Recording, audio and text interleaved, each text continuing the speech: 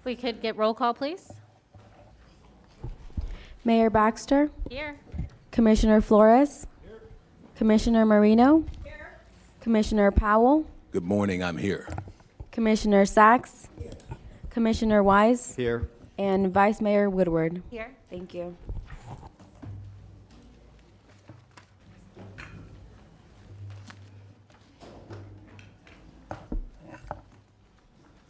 Who has the prayer book? I do. All right, if you would, Commissioner Weiss, please do the prayer and invocation. Please rise if you're able. Gracious God, we thank you for the earth, our home, as we journey through our human life. Its miracles are too many to number, and its fragility too easy to dismiss. Help us to honor and revere its wonders so that we protect and care for it as we would both a child, young and filled with possibility, and a beloved elder, graced with wisdom gained through experience. Open our eyes to behold its unseen blessings, unstop our ears to hear its pain, and fill our heart with love for all that it is so generously gives. We ask for the sake of your love. Amen. Pledge allegiance to the flag of the United States of America and to the republic for which it stands, one nation, under God, indivisible, with liberty and justice for all.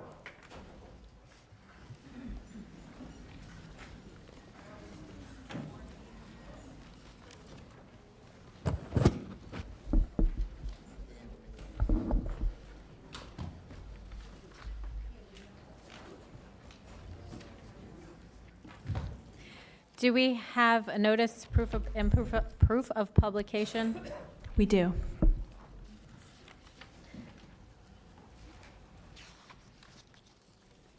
I make a motion that we receive and file proof of publication.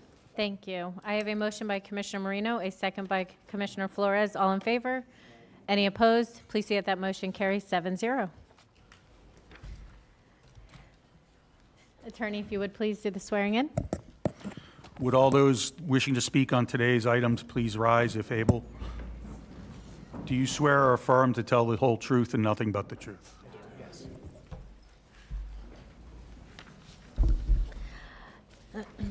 Deputy Administrator, do we have any additions, deletions, or substitutions? We do have a few. I'm going to ask Wendy to run through them with the board. Okay. On our amendments to the agenda for postponements, item number 5, DOAW 2025-00967, Seminole Orange Plaza. The applicant has requested a postponement to April 23rd, and so that one will need a motion after approval of the amendments. ULDC related items, item 6, workforce housing program unencumbered units, modifying the summary as this isn't request for permission to advertise, it's final adoption. Item 7, fitness center for industrial privately proposed revision. We've included correspondence that we have received to date as of this included in our packet. Under other department items, there is a modification to add item number 12, the sublease agreement for First Transit FDO. We have a request to possibly move that to the consent agenda as well, if there's no objection from the board. And that's what I have for modifications. Commissioner Flores? I have 5 comment cards on item 5, which would be postponement.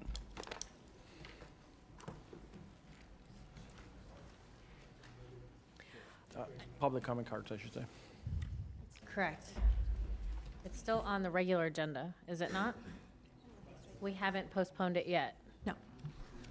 Okay, thank you. We have,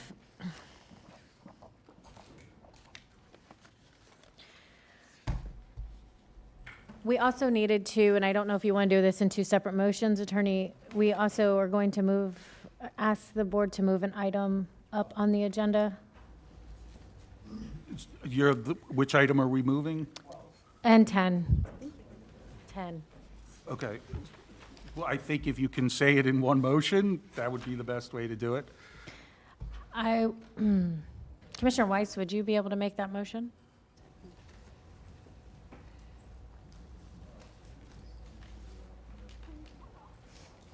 No, I guess the mixed use, it's 12 now? Let's It was divide 10. them out to see how the board feels about moving each item.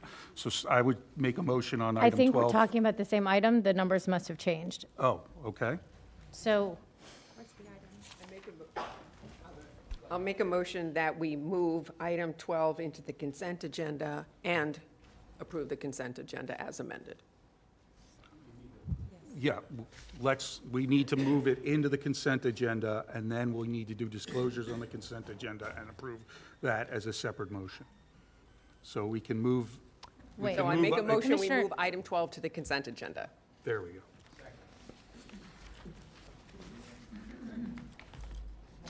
and no, actually, I was talking about 10 as well. And it is in regards to, I wanted to move it up in regular, not into consent. Right, but right now, we're just dealing with item 12, the Okay, so add-on we were item. going to move it into consent first. That was what the motion was. So I have a motion by Commissioner Marino.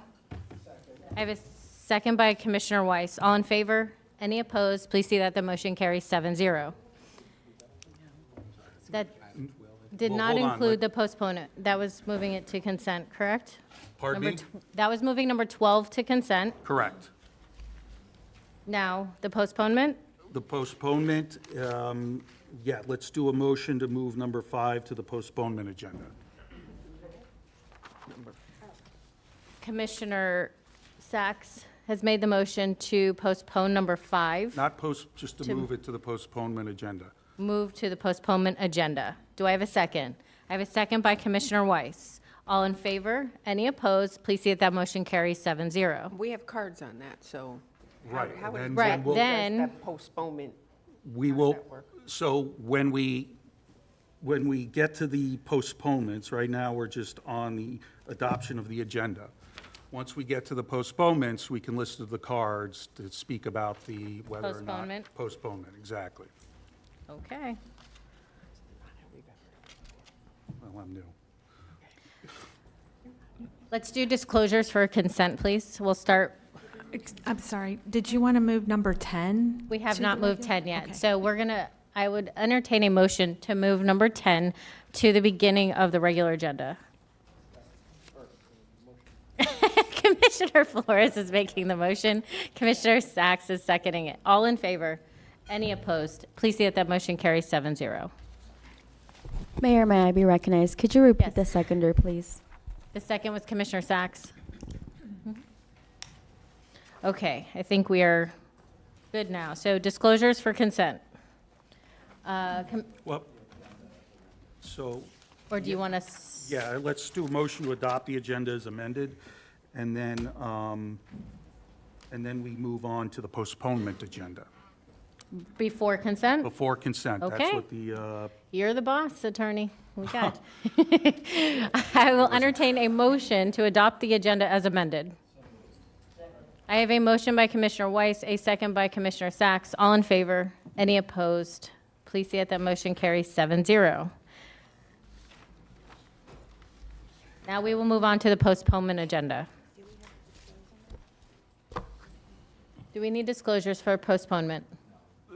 let's just do the disclosures as if you were going to do them for the regular item. Look, Madam Mayor. Quick question. Did we just approve the consent agenda? Yes. The question I Oh, had. no. No. We didn't approve it, no, because Okay, we we- haven't We haven't voted gotten on it it. We We made approved the a con- motion, the agenda as amended. Okay. Thank you. So now we're making a motion. Now to we're moving on to the update the postponement agenda. Agenda, yeah. Okay. And we're going to disclose the postponement agenda. So if Commissioner Marino, you would start, please?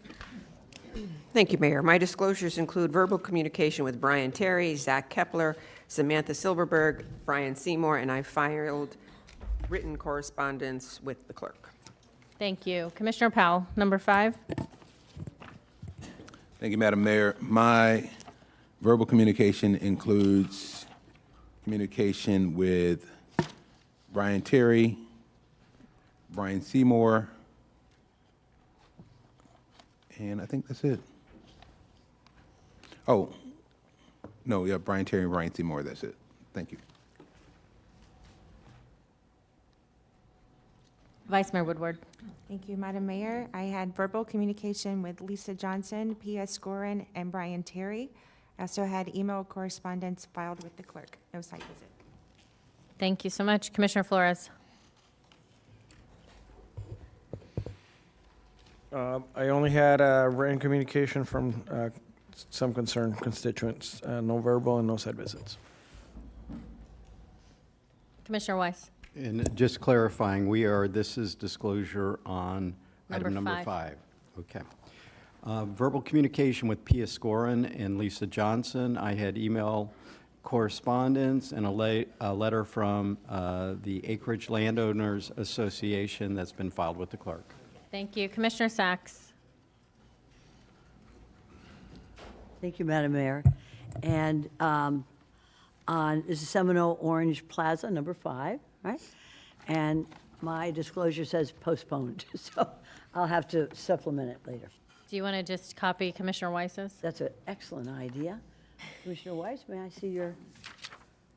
Oh, very good. All right. It was verbal communications with Pia Scorin, Lisa Johnson, and emails and a letter from the Acreage Landowners Association. Perfect. you so Thank you much. so much. And my disclosures are, the emails have been filed with the clerk, and I've had verbal communication with Brian Seymour, Brian Terry, Lisa Johnson, Bob Morgan, P.S. Scorin, and the ALA. And no, I haven't specifically visited this site for this purpose, but I have been there. So we'll leave that at that. Consent, or excuse me, on the postponement, we do have cards. Now, as a reminder, do we need to vote on the postponement before we take the cards? I'd say take the cards first, get the public comment first, then do the vote. But once we vote on the postponement, then they could only speak to the postponement. Well, they're going to speak to the postponement now. They can only speak to the postponement now because that's the only issue in front of you at the moment. Okay, So sounds like a plan. Commissioner Flores, please call them up. We have several cards, a lot of cards, speaking cards today, so we're going to do 2 minutes just because of the amount we have. So we have 2 podiums. Please come forward, state your name and address for the record. And if I mess up your name, I apologize. Jim Wicklin. I definitely messed that last name up, so I apologize. Lisa Johnson, Pete Mooney, Alexandra Larson, PA Scorn. You guys can come up. Come up, there's 2 podiums. Sylvia Merkel, Billy Merkel, and Karen Brines. Please I know proceed, we're only Ms. supposed to talk to postponements. I don't think there should be postponements. I don't think these changes should be made willy-nilly, because I've seen 100 willy-nillys throughout my life at this podium, and we should be able to speak on this item. We're here. These people traveled, they're working, and they should be able to speak on the item. Maybe they don't want to come back on the 23rd. Maybe they can't come back on the 23rd. So I think you should hear their voice right here and now. It's just a thought, Commissioners. Good morning. My name is Lisa Johnson. I live in the Acreage. And I can't say I am or not for the postponement. We met with Brian Terry and the CEO interim from HCA this week.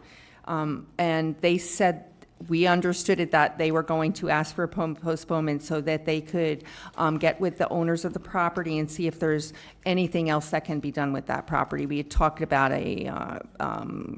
urgent care that they own, the MD now, and maybe a physical therapy center. So they have to get with the other members. And then I don't know that 30 days is going to be enough because they said it's going to be a week before the April, so that may not be enough. I have that issue because I really want them to get back to us, sit at the table, and let's come up with somebody everybody's happy with.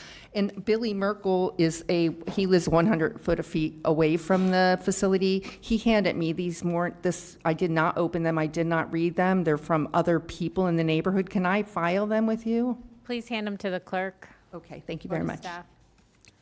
And the last one is Pete Mooney. Pete Mooney.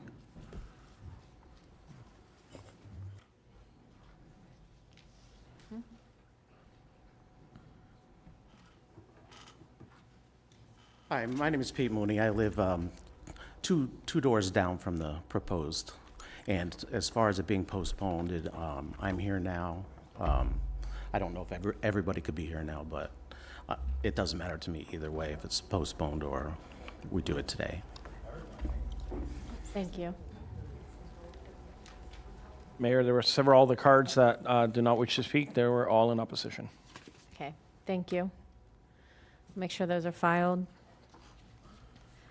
I will entertain a motion to postpone. Do we need to hear from the applicant? If the applicant would like to speak, certainly.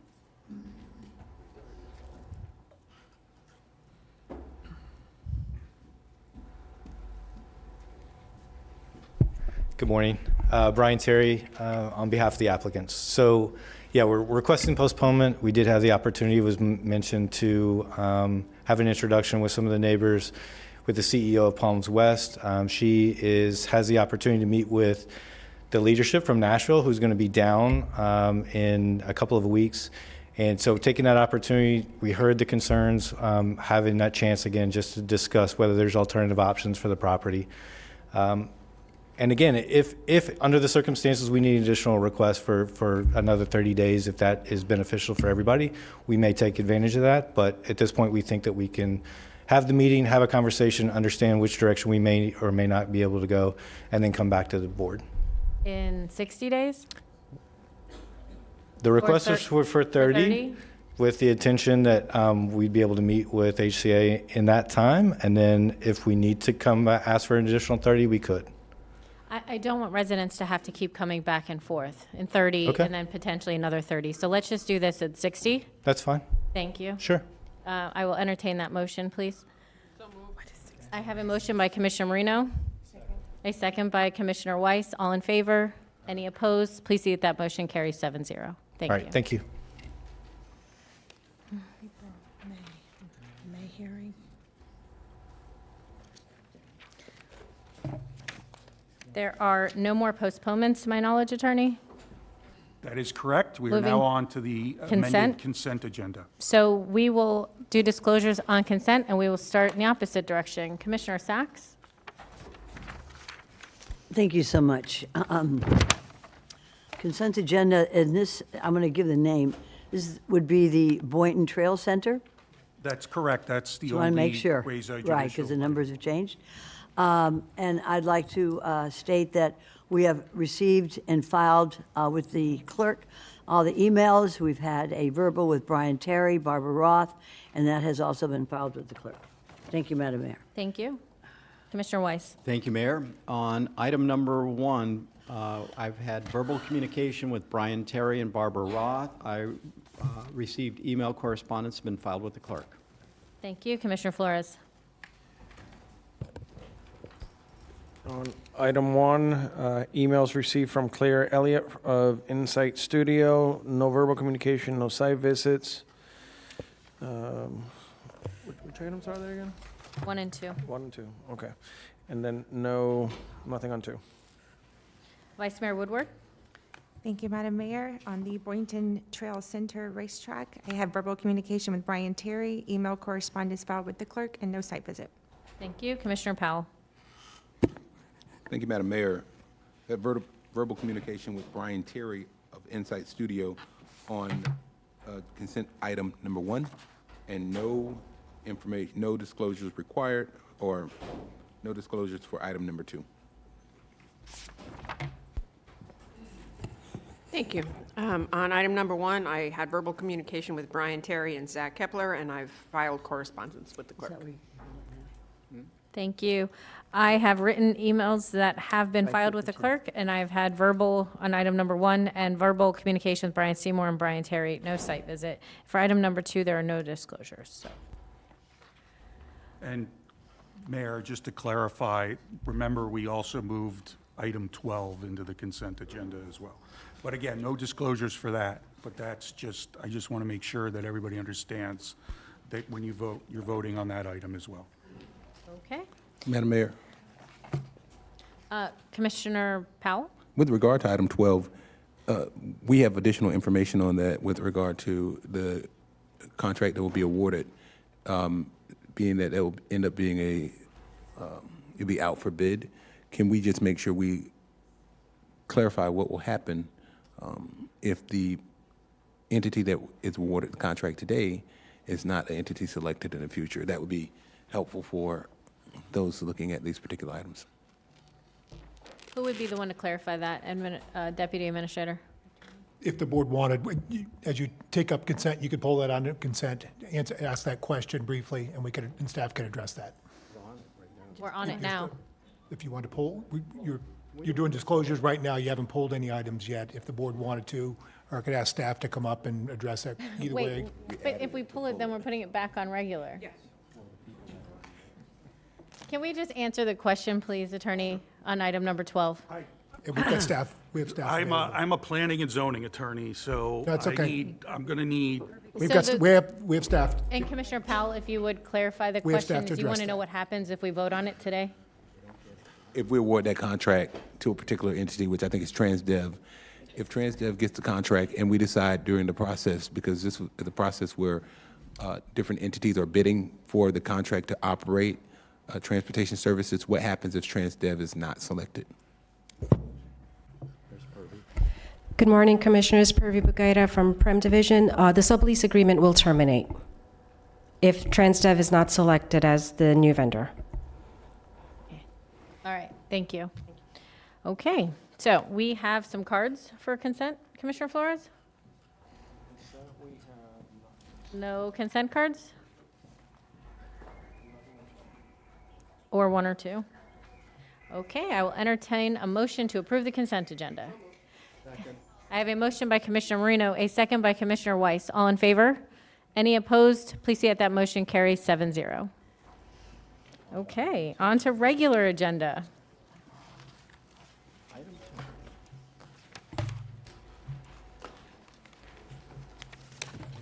Wow. It's rock and roll. Yes, we're going to take number 10 first.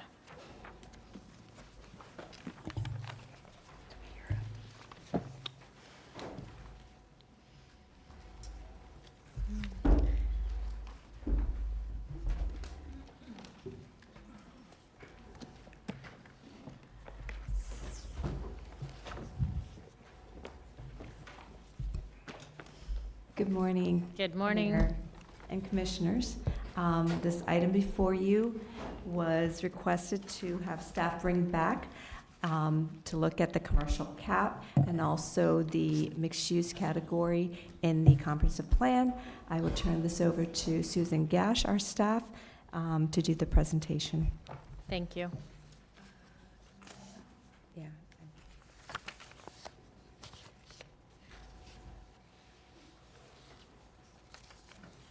A lot of paper. No, it's fine. Good morning, Mayor and Commissioners. The item before the Let's board. just make sure your mic, yep, There you perfect. go. Can you hear me? Yes, thank you. Great. As she just went through this, staff is going to provide a brief history and overview of the commercial policies and some options available for the board direction. In 2001, the board decided to adopt policies that reflected the intent to preserve and enhance agriculture while balancing sustainable development that included commercial intended to support only the farm workers and residents of the area through the implementation of a commercial cap and requiring mixed use in the form of a traditional marketplace development, as suggested by the master plan consultant. In the past 5 years, several workshops have been provided to increase the commercial cap, evaluate light industrial, residential development options, and last year's workshop provided an update of uses, remaining lands, with a proposed scope of work for a study that a board decided not to proceed with since there were only 489 acres available at that time, and instead asked staff to continue research on the commercial cap. As you can see on this slide, it shows how the Ag Reserve has evolved since 1995 and the resulting land distribution associated with residential in yellow and agriculture in green.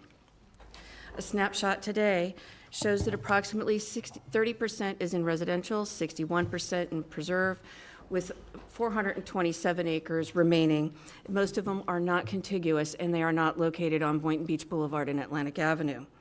Currently, there are 126 acres pending of future land use applications. In 2000, the census data indicated that the area had a population of 1,365 people. Today, it's 26,215 residents. There we go. The comprehensive plan defines mixed use as a development pattern that allows for a mix of density and intensity that functionally integrated facilitates a walkable neighborhood with the benefit of internal trip capture. Today, the categories that further this concept are the traditional marketplace development, TMD, multiple use plan development, MUPDs, and multiple land use, MLU. Each of these categories can accommodate essential housing at 8 units to the acre. The 4 key constraints that prohibit new development using these categories are the commercial square footage cap, locational criteria, preservation, and traffic policy 35D. Firstly, the commercial cap. This was implemented at the suggestion of the master plan consultant as a long-range planning tool that ensured that non-residential development did not exceed the demand of the farm workers and residents of the tier. The current commercial cap is at 1,015,000 square feet with approximately 10,000 square feet remaining. At the time this was implemented, it was estimated to have 14,000 dwelling units, or roughly a population of 33,460 people in the tier at the end. Today, we have 13,024 dwelling units approved, which equates to a population of 31,127. Secondly, we have the location criteria. Each of these multifunctional categories excuse me, is strictly limited to be within a quarter mile of the intersections of Boynton Beach Boulevard and Lyons Road and Atlantic Avenue and Lyons Road. And they were intended to define those intersections by combining neighborhood shops, community gathering areas, offices, civic institutions, and housing opportunities. The only exception for this rule is for pre-existing commercial, which can add adjacent land area to square off their property. Both of these central intersections already have existing marketplace developments, integrating both residential and non-residential uses with central gathering areas and green spaces. The Northern Canyons Town Center is approved for 250,303 square feet on their approved site plan of non-residential space and 93 multifamily units. All of the non-residential space has now been built out as of last year with the library. The 93 residential units have yet to be built. 34 of these units are within a GL-owned Pod A, and the remaining 59 are located in Pod B, which is owned by Palm Beach County. The Southern Delray Marketplace approval has 278,940 square feet of non-residential and 73 multifamily units. While all of the non-residential is built out, there are currently no county-owned civic uses adjacent to the site, and the residential has not been built. Thirdly, we have preservation, which is approached in 2 parts. First, we just determine how many acres are required to be preserved and then the uses that can go within it. Each of these categories has a 60% requirement for preservation with one exception. If the MUPD is less than 16 acres, it does not have to provide a preservation requirement. The uses that are permitted within the preservation is the same as we have for the permitted uses with residential developments, with a few additional ones such as civic, government services, schools, and in certain cases, limited water management features if they're adjacent to the development area.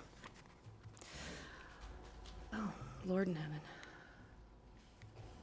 I need to back up. Sorry about that.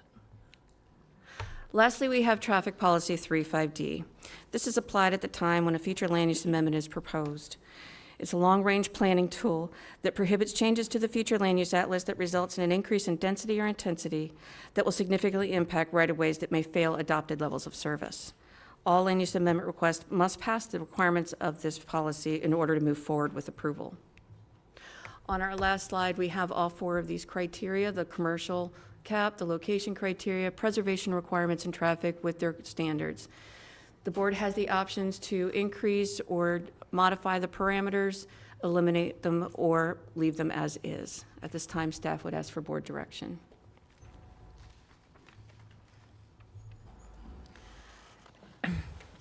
Well, I will say that we should turn this over to Commissioner Sachs, who is the District Commissioner of the Ag Reserve. You're recognized. Thank you so much, Madam Mayor. So much of this really falls on the shoulders of our great staff. This is a unique area of land that holds more people than our 39 cities and has unique capabilities and limitations. and restrictions that have been imposed since the late 1990s. Our staff has worked tirelessly on this, and I appreciate all that you've done. And I've been tough on y'all, but this is a big deal for our county. The other day, we in the County Commission heard from our Board of Tourist Development, and they were willing to promote ideas, 10 great ideas they talked about, iconic places that our county will be known for. And they were willing to put their money behind it, $1 million, which is a lot. And one of these ideas that they talked about, I wrote it out because I thought it was pretty exciting, also for District 5, and that was a indoor air-conditioned sports arena, which we currently don't have. And that, I believe, comes under entertainment. I would like to see an addition to what we can put in the Ag Reserve, just an additional one, not anything else, just entertainment. Because entertainment brings in our ability to have a indoor air-conditioned sports arena that would be world-class. We have some acreage left, not a lot, but we have some acreage left, and that would be adaptable for this. I'd also like to see in our area some entertainment with regard to theaters. We have beautiful theaters here in this county. One of our starship is, of course, Kravis. But we have beautiful theaters in all of, especially in PGA area. Burt Reynolds Theater, which is now developed into a beautiful theater, and the Wick, which is in Boca Raton. But we don't have not one in District 5 in the Ag Reserve. So what I did is, rather than just think what I would like, I asked my people, and I would, when you're ready, Mayor, if we could hear some of the folks who live and who are here today and prepared to tell us what they would like to see in their neighborhood. Because the most important thing, I think, is what do the people want? What can we, one of the purposes of the development in this area is to serve the residents' uses, to serve the residents' uses. So I'm going to let the folks speak who are interested in this area, who live in this area, and who represent thousands of people in this area. So I'm sure they've submitted cards. Yep. And then I'll summarize at the very end after they've spoken. We'll Thank hear you. those cards now. We're going to give everyone 2 minutes. We have 2 podiums, so please come forward, line up. I have Alexandria Larson, David Schulson, Laura McClellan, Chris Hagan, Barbara Roth, Dagmar Ross, and Mike Atchison, sorry, it's a T. I thought you were first. Okay. Back in the day, we voted, us, taxpayers, everybody, voted to take $100 million and buy agricultural land. That turned into a fiasco because we were promised one number and got another number which was much lower. I mean, the Ag Reserve, I don't even know how many, Commissioner Sachs said, I think she said there's 489 acres left that we're trying to decide on what to put there. And what should be there is agricultural. It's the reserve, that's the name. There's preserve. I mean, we haven't preserved anything we were supposed to do for a very long time, commissioners, and we need to get back to that idea here in Palm Beach County, preserving what's left. Because I'm not an environmentalist, I'm a preservationist. I want to save what's left. Because this land, that's what it was farms. Then you got the Arthur Marshall. I mean, that's down there. I don't know what belongs. I don't know what constitutes a good thing because the theory was that it was supposed to be agricultural land. And as soon as we voted on it, the price of land went up a lot. you know, in that area. And then I can always thank GL for building another subdivision. How many do they got? 13 down there? Personally responsible for just plowing it down and building more homes where we should be worried about having crops. We're losing them, and we got a lot of stuff coming our way. We face a lot of stuff, so hopefully take that into the back of your mind. Preserve it. No more building, no more units, no more nothing. Stop. Like I said, you guys could stop for 8 years and not worry about anything because I'm sure there's 44,000 units of development on the books that aren't built yet. Somebody asked that question. How many are on the books and haven't been built yet? Madam Mayor, Madam Mayor, may I respond to this? You may. Okay, thank you so much. I want everybody to understand that none of this would occur on preserved land. Okay? Isn't that great? I love preserved land. I like to look at it. Preserved land, and I'll tell you exactly how much we have left, 13,368. Thank you to the people and my colleagues. They are still preserved. They will be preserved. 61% of the ag reserve is preserved land, and it's not going anywhere. It's staying preserved. So what we're talking about today will not occur on preserved land. And thank you always. Keep an eye on that, Ms. Larson, for us. Thank you, Madam Mayor. Thank you. Mayor Baxter, David Chilson, before the clock starts, would you consider giving me an extra minute since we met with each of you? The rest of the team is not going to go through public comments. They've asked me to, instead of them each getting 3 minutes, would you give me 3 minutes or 2 minutes, an extra minute? I'll give you 2, and then if we have questions, you'll obviously get more time to elaborate. Okay, I'll try my best. Okay, ready to Thank go. My name again, David Schultz, and I reside at in the Valencia Reserve community in Boynton Beach. I'm the Cobra delegate. Since 2020, the VR community has been battling with the ownership group called West Boynton Ranches Holdings over development projects on property owned by West Boynton. First, the water ski lake in 2020, the proposed essential housing project in 2025, and now a proposed mixed-use project presented to us in January of 2025 and 2026, but yet to be formally filed. This proposed project is preposterous, as it includes 300,000 square feet of commercial space, including a Costco, 1,020 residential units, and a private party venue. So where does VR stand on the key constraints affecting mixed-use developments?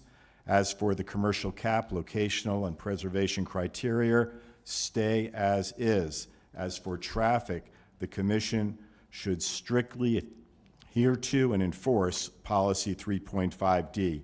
Why is this VR's position? The traffic situation on Boynton Beach Boulevard is already a major problem, even before approved projects on Boynton Beach Boulevard are completed in the years to come. Costco alone would generate about 300 cars per hour. The bottom line is Boynton Beach Boulevard is probably a D road now and well on its way to becoming an F road. Also, there's absolutely no need to eliminate or extend the commercial cap, especially by 300,000 square feet. For example, Delray Marketplace has 7 vacant spaces, including 2 restaurant spaces, which have been vacant for several years. Canyon Town Center has a building with 9,600 square feet of vacant space. So now let me answer quickly, and if you'd consider the extra minute, a few questions that Commissioner Sachs first asked us at a meeting in VR this past January and a few days ago at a private meeting with her. She asked, what do we want? What would we like? Well, we would prefer to retain the character of the Ag Reserve. Would you give me one more minute? I'll ask, what would you like to see there? Well, okay, we are realistic, reasonable, and open-minded. We understand that one day, in the years to come, there will be something on that property. We remain willing and able to resume discussions with any representatives who want to develop on land that's next to us. However, and last, I'll just finish it up then. There are only 427 acres of remaining land left in the Ag Reserve with development rights attached, only 427. At this time, there is absolutely no reason to consider a private text amendment land use application for a mixed-use development unless there is a compelling need and strong community support for the mixed development use.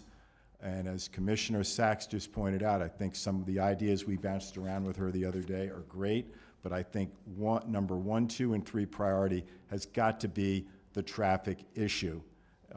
Before anything is done, and I really feel strongly, having met with the planning division with our team, met with each of you, unfortunately we couldn't get to Commissioner Flores, but I really think policy 3.5D is crucial. The traffic issue for private text amendments and mixed use has got to be strictly adhered to. Thank you, and thank you for meeting with us. Thank you. Commissioner Sachs? Thank you so much, Madam Mayor. If in fact the people in Cobra want to keep warehouses under commerce, which it is, we'll do it. And I will not go along with wanting to add entertainment so that we could have theaters, where we could have some kind of sports, indoor sports, padel, things like that. But if in fact, right now we have agriculture, we have residential, and we have commerce, which includes warehouses such as Costco. I'd like to hear from the other folks, because I will do whatever y'all want. If in fact you want to keep it the way it is, we'll hear from you, but it will remain agriculture, residential, and commerce, which of course includes warehouse and distribution centers, such as Costco. Thank you so much, madam. Thank you. Okay. Lauren?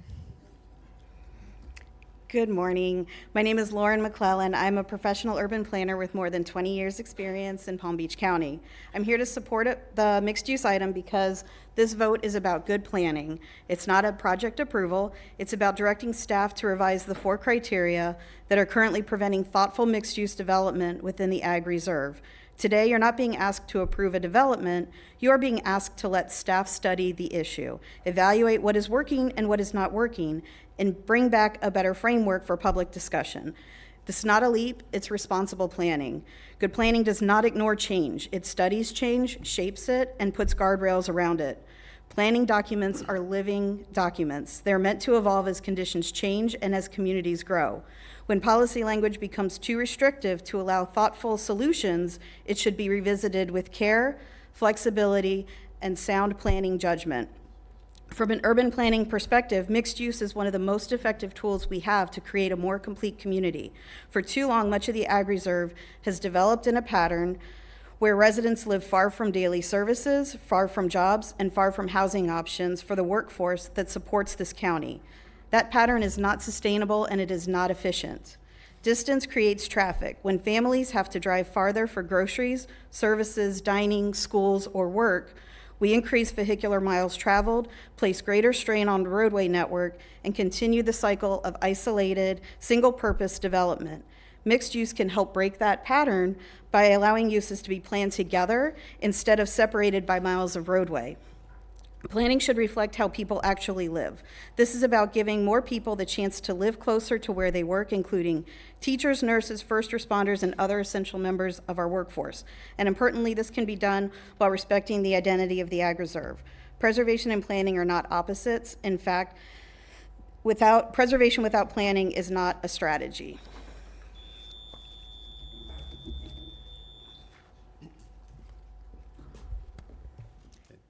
Good morning, Mayor and Commissioners. My name is Chris Hagan. I'm a professional transportation engineer here in the state of Florida. I've been practicing transportation engineering here in Palm Beach County for about 27 years. I wasn't going to talk about any specific uses as Commissioner Sachs had mentioned, but really just to speak generally about the transportation benefits of actually having a better balance of uses within the same general area, which would include increasing the commercial cap and also promoting mixed-use development within the Ag Reserve. During the course of my almost 3 decades as a transportation engineer, I've seen an evolution in how we address the issue of traffic and transportation and moving people from one way to another. As I began my career, much of the focus was singularly focused on just moving cars as efficiently as possible, and it was really just reacting to traffic volumes that were there. But over time, there have been a number of shifts in thinking about how transportation is really an issue of moving people, and that it doesn't just exist in an isolated bubble, that it's directly tied to decisions that are made about zoning and land use. In recent years, other jurisdictions around the county or around the country have recognized that there's an important measure, which is vehicle miles traveled, and that's something that Lauren mentioned in her discussion. Rather than having people commute 10 miles to their place of employment, having them be able to commute 3 miles or less is better. Rather than having them drive 5 miles to a restaurant or retail, instead having them being able to drive 1 mile is much better because it reduces vehicle miles traveled and actually reduces congestion on the roadway network. The residential units are already there in the Ag Reserve. The issue is placing these destinations closer to the folks that are there. And mixed use can actually help even reduce that further by creating the opportunity for people to make those trips without even having to get in their cars. Thank you. Thank you. Do we have any more cards, Commissioner Flores? We got Barbara We Roth. just, perfect. We just have 2 podiums. If we could keep them full, that'd be great. Shall I go, or is this Jim? I believe ladies first. Thank you. Barbara Roth, speaking on behalf of COBRA. Thank you, commissioners, for the time you spent, Mayor, Vice Mayor, commissioners, and I'm sorry, Commissioner Flores, we missed that appointment. We were with the commissioners earlier this week to accompany our member community, Valencia Reserve. Valencia Reserve backs onto the specific property on Boynton Beach Boulevard and 441 that is one of the properties we're addressing today. COBRA was there to support them. However, they don't speak for COBRA. I do, and the COBRA officers. Our position, and at this point, I just, with all due respect, have to remind everyone, we supported the essential housing use in the Ag Reserve and the commerce use. And why we did that was to support the families and the other member communities in COBRA's area, and it's 55 square miles. It's not just the Ag Reserve, but we heard that there was a need, a financial need, an economic need for essential housing, and we supported that. We understood there was need for a commerce use, not an increase in the commercial cap. Huge distinction. A use for commerce, and we supported that, and we continue to support that. And if I have an opportunity, I'll speak to that issue at the district later today. We support the commerce use. There are empty restaurants, spaces in the Ag Reserve that are not currently being utilized. There is square footage of commercial space that is not being utilized. To begin talking about a mixed-use approach on land that is very, very important for drainage. We have, if I may just for a moment. Ms. Roth, I do have a question. Certainly. And I concur with everything you've said, but I do want to know, would you support a recreational use of an indoor sports complex? Mayor, children? it is such a, I understand the goodwill that went behind suggestions such as that. One of the definitions, imperatives of the Ag Reserve was something that would not bring in heavy additional traffic to the area. Something like that I expect would bring in heavy additional traffic. The other issue, we work with partners in Palm Beach County. COBRA is not an environmental group. We are concerned about water drainage, and we've been educated to that fact. We're concerned about the location that's right on the edge of the Everglades on 441 and water drainage. So there's a lot to be talked about here, but to just very precipitously adopt a mixed-use category, I think is unwise. And I thank you all for the time you've listened to us, and we'll speak with anyone at any point about possibilities for that property. I thank you. Commissioner Sachs, you're recognized. Thank you so much. I appreciate Cobra. We're not discussing that one particular area, however. We're discussing all the acreage in the Ag Reserve, which has not one indoor recreational center, air-conditioned for children, for families. And I know there's one bigger one that's going to go later on in the agenda today, which would probably be denied because maybe of what your arguments you're making right now on this issue. I have lived in the Ag Reserve for 43 years and raised 2 families there. We travel to other districts in order to have a playground or in order to go to a theater, a performing arts theater. Not one performing arts. Maybe we don't have the cultural background, but I do think we do. I do think we do. So instead of looking at Costco's, instead of looking at big warehouse distribution centers, instead of looking at one big suburb, I think maybe we should look at the remaining 400 acres to do something for our families, do something for our cultural arts background. So just something to think about as we proceed through this argument today. It's a good argument, and we probably won't revisit it for a number of years. So we're looking at not taking out agriculture, but adding something to the 400-some acreage that we have, that maybe we could have fitness centers in there and swimming. So I encourage everyone to speak on this issue as we proceed. Thank you so much for the time, Mayor. Thank you. Thank you.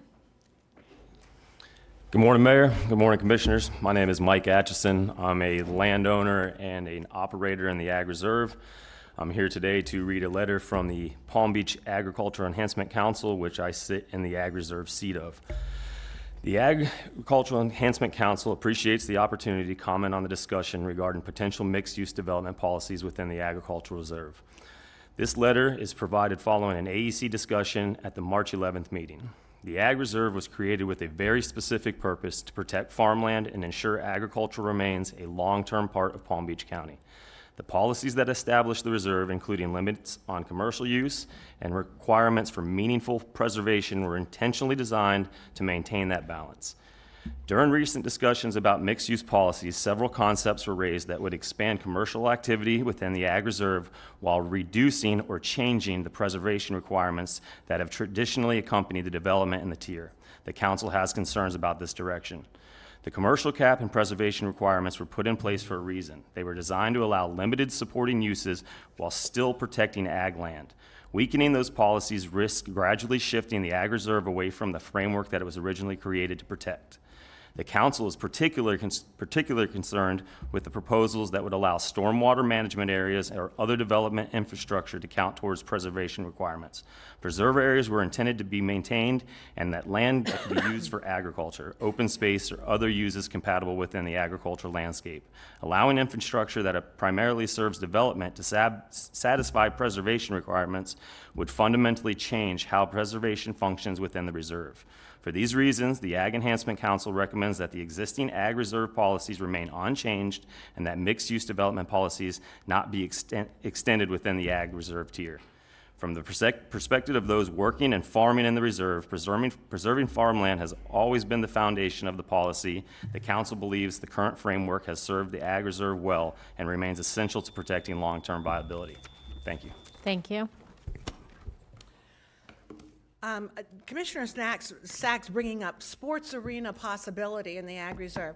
I just went to a Florida Panthers game night before last night, first one ever. Good God, please, all of you go before you even consider that idea. Second of all, as far as theaters are concerned, we have other places. Kravitz, yes, it's a trip. Do we go every week? Do we go every month? No. But if we want a theater, we go there. If you want to build another theater, just build it on the east side of the turnpike, please. We do not need to be pulling these people in. The intent of the Ag Reserve and what COBRA has always supported was support and give the people what they need in the Ag Reserve. To act like they have to travel 10 miles to get to a grocery store is ridiculous. There's 5 miles between Boynton Beach Boulevard and Atlantic Avenue. Both intersections have multiple grocery stores in them. We have the dry cleaners, we have the Nair's hair salon, we have the paint stores. We have everything you could possibly need to take care of those residents in the Ag Reserve. We don't want uses that are going to pull people into the Ag Reserve. Traffic is tough enough on Boynton Beach Boulevard and Atlantic Avenue. I'm sure you're all aware. And as far as Ms. McClellan is concerned, we have been planning. We've been planning for 25 years. We've been tweaking. We introduced the commerce use. We introduced the essential housing use. We let the first 16 acres not have a preservation conservation easement.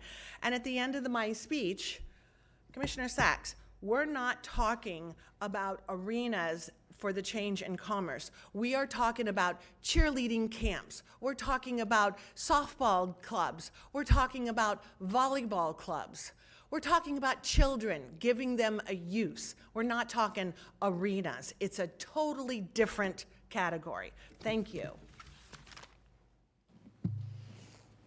Is that it for the cards? No more cards. Commissioner Woodward, you're recognized. Excuse me, Vice Mayor Woodward. Thank you, Madam Mayor. Just if we could go to, oh, you're already there, the slide for us to have our discussion with our options. I want to start on number 4 from the bottom. Sort of see that one as probably the most important. Do not want to make any changes, keep the 3.5D. I don't think I need to belabor the point on that one. Anything we do, we have to consider the traffic policies, and bringing a 3.5D waivers, it's a bad idea. Most times, exempting, I'm absolutely opposed to that. So if they want to bring them as a potential waiver, that's still an option, as I understand this, but no exemptions on anything. So on the number 3, I would like to keep it as is. I did have a question on limited uses. Could you just verify for us what the limited uses are on the preserve? It's the same as we have for the residential communities, bona fide ag, agricultural uses, equestrian, open space, and environmental enhancement. The commercial policies allow for, like with the traditional marketplace and MUPD and EH, they allow for more uses than actually the other projects. They allow for civic, institutional, schools, and limited water management features when they're contiguous with the development area. Okay, and we've talked a little bit about the 400 plus acres that are unencumbered, I guess, at this point. That's all private property right now, is it not? Pretty much, and they're discontiguous and they don't all front on Boynton or Atlantic. Okay. On number 2, the location criteria, I say I'd like to keep that as is. Again, if someone wants to bring in something in another category, there's still a path for that. But Correct. As of right now, I would like to keep that as is.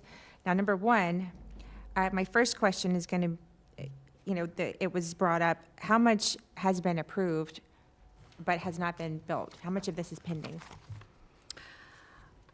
We have 13,024 dwelling units that have been approved. This is on the commercial cap. Oh, on the commercial? Yeah, the first item that we're talking? I'm sorry. It's all pretty much built out. So everything that's been approved has been built? Mhm. And It's the commerce that hasn't, that has 7 approvals with only 2 that have pulled building permits.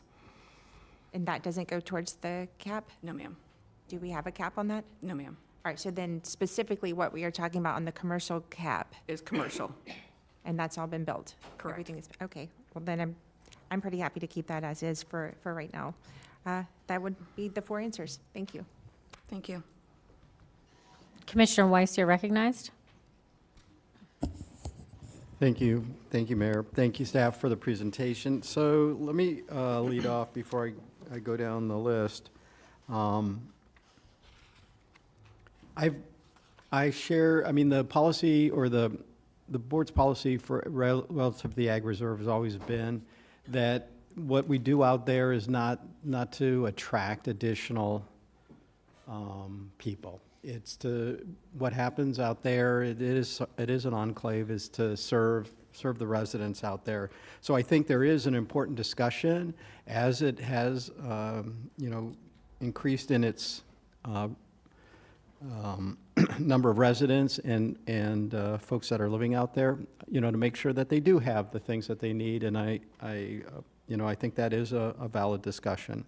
And there's a change. I mean, we have a change of number of retirees versus, families that have moved in out there, and there may be some differences. And so I'm definitely not sympathetic. I am open to understanding, what those needs are. So I did ask staff, as professional staff, is there a recommendation? Do have you all looked at, the population and, as planners to see what's out there, what needs to be out there? And it's beyond what our staff is able to provide at this point in time. And I think it was about a year ago, maybe longer, we talked about a potential study, a big study. I don't think we need a big study, but I think maybe a small study of this particular topic as it relates would definitely be helpful to me, because I am not a planner. I know Commissioner Powell is. Maybe he can shed some light with his wisdom on this. But without that information, I am reluctant to want to make any changes at this point.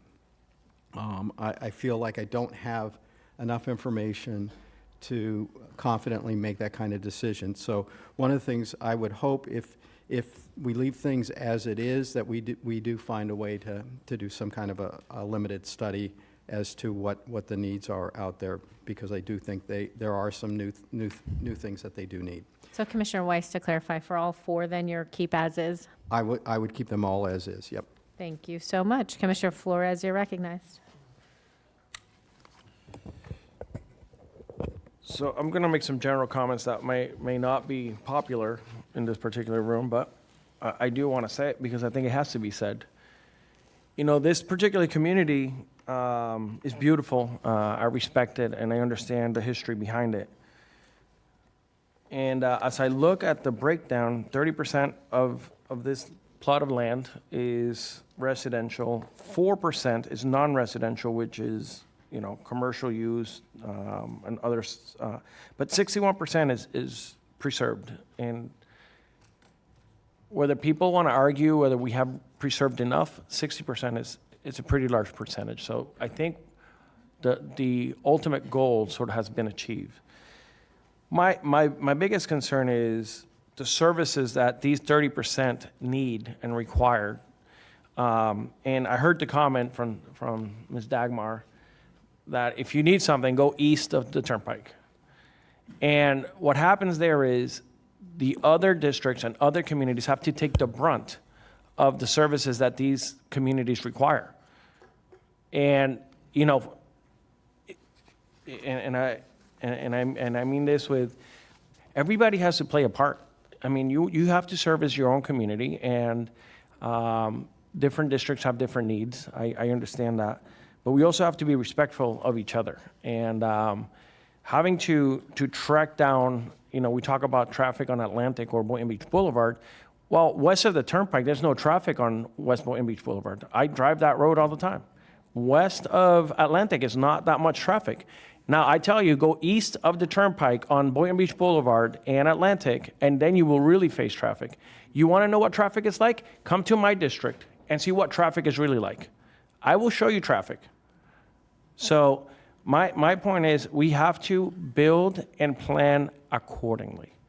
And 4% of this large percentage is not that much. So I'm okay with mixed use happening here. I don't want to take away any more preserved land. That's not what I'm saying.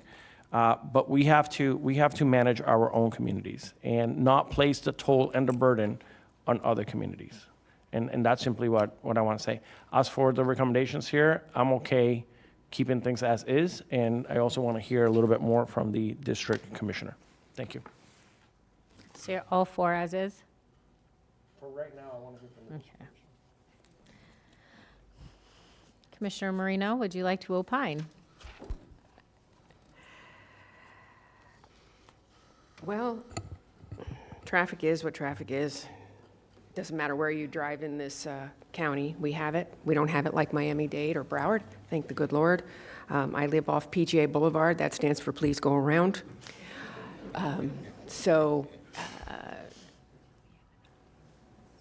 Again, this is like death by 1,000 cuts. The Ag Preserve, the Ag Reserve, however you want to pronounce it. The bond that bought property in there also bought, and you've all heard me say this before, almost 20,000 acres up in my district. Developers have developed in the Ag Reserve and preserved more land than the county owns in the Ag Reserve. That's not the discussion, though. The discussion is traffic, keep it as is. Preservation requirements, keep it as is. Location criteria, we can't ask farmers to continue to farm if they don't want to. And I know that was one of the thoughts behind where these developments go. And yes, it upsets me that farmers don't want to farm anymore. And it's not that they don't want to farm, it's that the kids that are coming after them don't want to farm. We can't force anyone to do that. But I don't agree that if you don't have development rights on your land, that now all of a sudden you should have development rights on your land. So I would not be in favor of, if there's a parcel of land and has no development rights, that's how it stays. Commercial cap. You know, you wonder, people go to a rural community and then all of a sudden they go, well, why don't I have a Publix? Or why don't I have a gas station? Or why don't I have this? And you have to understand, when you're going to a particular community, that's what's there. However, we evolve, families evolve, ages evolve. IBIS is a perfect example of that. When IBIS was first developed, it was a bunch of, may I say it properly and not insult anybody, older folks that wanted a private community, that they wanted to just take their golf carts around and stay within the community, which when we build a community like Avenir and Palm Beach Gardens, we're building a community to capture traffic, not put more traffic on the roads. That community was built so that every service you want is there. You do not have to go looking for it. You don't have to cross the turnpike or 95 to get to a community, an area that offers you a Publix or a hair salon or a bank or whatever you choose. That's thoughtful development. And that's what we need, is thoughtful development. Commerce, having property still available for commerce, I agree with that. As to Commissioner Sachs's point about recreation, being a professional athlete, I am always in favor of what we can do to keep our kids healthy, whether it's indoor training facilities or outdoor multi-purpose fields, but there's plenty of locations around the county, and anytime something gets built, there's a civic attachment to it that, I shouldn't say anytime, but when you're building something more than a single-family house, there is a civic requirement. I think we'll probably be discussing that on an agenda item later on. So I'm okay with still developing commercial,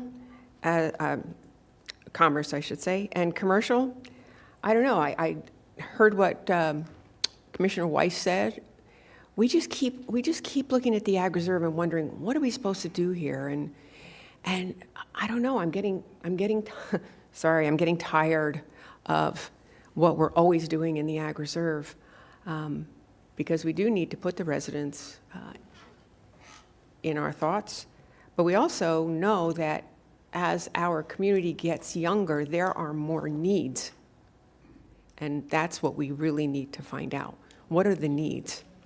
So that's sort of a long-winded way of saying keep as is, keep as is, keep as is. Commercial cap and commerce, I'm amenable to hearing and discussing. Thank you.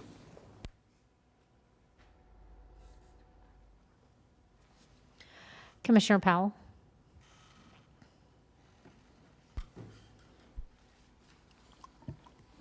Good morning. Good morning. We've had an opportunity to listen to the residents and listen to the district commissioner with regard to the Ag Reserve, and we've got a list of options and discussion items from staff. It is my opinion that in order for me to justify a substantial and strong position on this, this would be something I would need to study a little bit more in detail and even take some trips out to the Ag Reserve area to hear from residents who are opposed as well as residents who are in favor. In addition to that, taking into account the district commissioner's comments with regard to this area.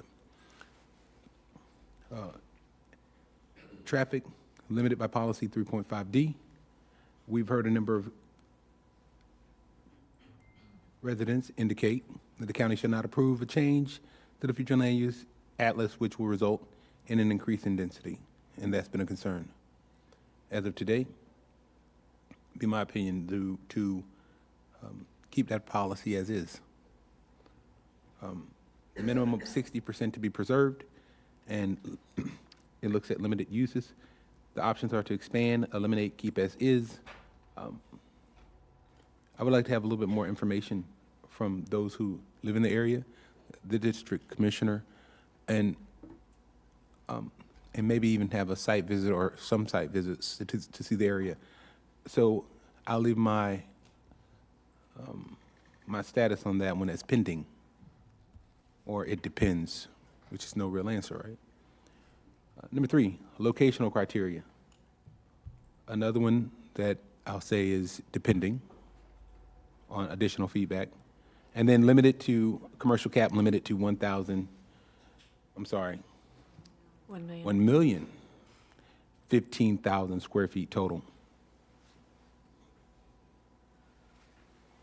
I heard someone ask what were the uses out there earlier, and I think it was you, Commissioner Sachs, with regard to asking staff or tasking staff, or maybe it was you, Commissioner Weiss, to find out what uses were there, what's not there, what's needed. Again, I would like to, if this is an option, kind of falter between keep as is and pending to find out a little bit more information.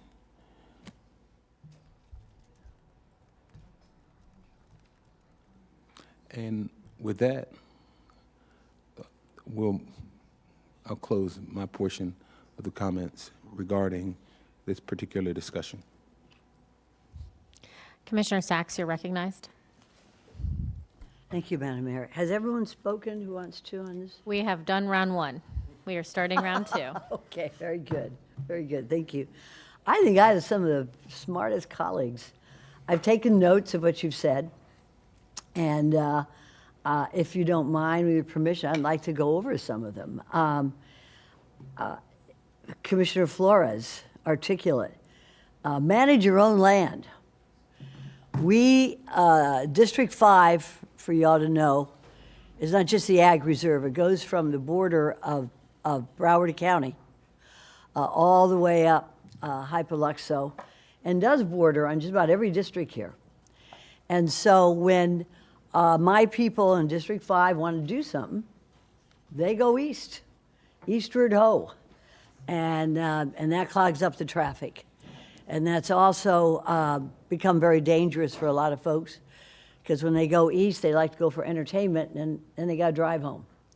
And then that can be perilous. So we've got a big area here, and it would be nice if we could use some of this land for the uses of our people, for the uses of our people. And I thought that was very well said, Commissioner Flores. And Commissioner Marino, I liked how you said thoughtful development. I think that's brilliant, because when any area develops, you have to make sure it's thoughtful. and well done and well thought out. How will this serve the residents who live here? Not how is it going to serve another county or on the other side of the county. How will this serve our people? And I thought that was well thought out, Commissioner Marino. And then you also spoke about the traffic situation, and you said something interesting too when you said a younger population. We have the greatest influx of population into District 5. Now, sometimes I feel like putting signs, say, District 1's over there, District 2's over here. No, they're all coming out to my area, and they want services. What they really want is they want a cultural center that they can see shows, Broadway shows, opera. I've spoken to the CEO, Diane, I'm going to mispronounce her last name, Kurgan, of the Kravis Center. Quinn, thank you.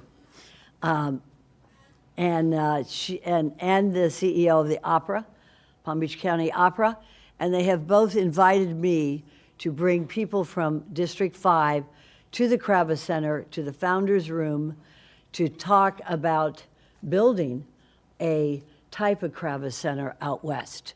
So that, yes, we like opera, and we love Broadway shows. And yes, wouldn't it be nice if we could travel within 5 miles to see these shows? Yes, we do love that. We do have culture in our area, and I thought that was very thoughtful. Thank you very much. And Commissioner Powell, you talked about more information and to make sure that we maintain people come to our area, we need to take care of them and make sure they have schools and infrastructure and also entertainment. So what we are here today is informational. There's no motion required. We're just going to give information back to the staff. And I think that, should I say it or do you want to say it? No, just say it. Okay. We do need more information. I was speaking to somebody the other day and I was talking about this issue. I said, when do you come out to my area? Commissioner And he said, Sachs, "Why-" before you wrap up, we do have 2 lights on. Okay. So you want me to be brief? No, I'm just letting you know there will be more comments. I will Okay. gladly let you wrap up after they're finished, or you can thank do it now. Then I'll close with that. Thanks. Okay, thank you. Vice Mayor Woodward. Thank you, Madam Mayor. I did have a question. Are we able to map out so that, we could use some more information? I think the board direction's probably been clear, but also saying that we need more information and have a map of all of the different designations and then helping us understand, because commerce and commercial can get a little confusing on what each of those means. And then when it's mapped out, really breaking those things down for us. Is that something, even the co-op extension could probably help? We could do that. I don't think we need to hire a consultant. I think we have staff that can do that. And also, just as a quick information for the commercial, we do have numbers as of last year. We have some tweaking that we needed to do as far as what's built. There's approximately 700 out of the 1,736,000 that's built square footage, approximately 155 acres as of last year. It's hard because sometimes some of these can't be tracked by just building permits, so we'll do that, and we'll make sure we'll go back to BTRs if necessary, because sometimes uses change within those tenant spaces, but we can have that information for you as well. We'll deep dive to that. So when you bring that to us, because I know some of it, they built out, and it's not that it's really in the future plans, they just decided to not build what they got entitlements for. Exactly. Okay, Exactly. so that's important for us to know as we talk about that.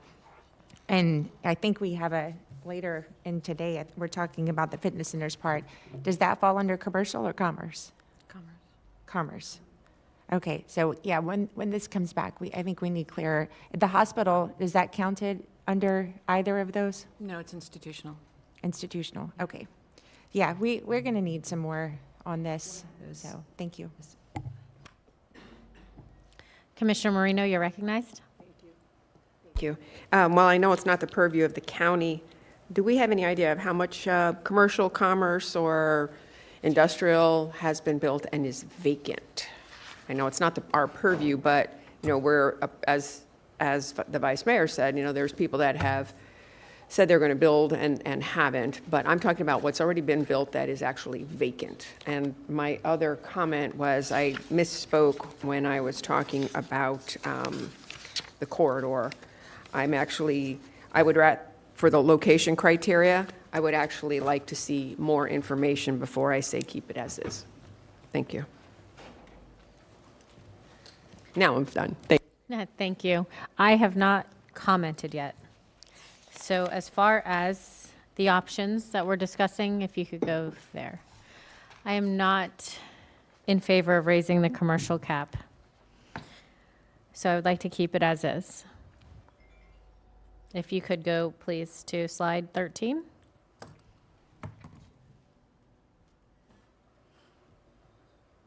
Keep going. Maybe. Oh, sorry.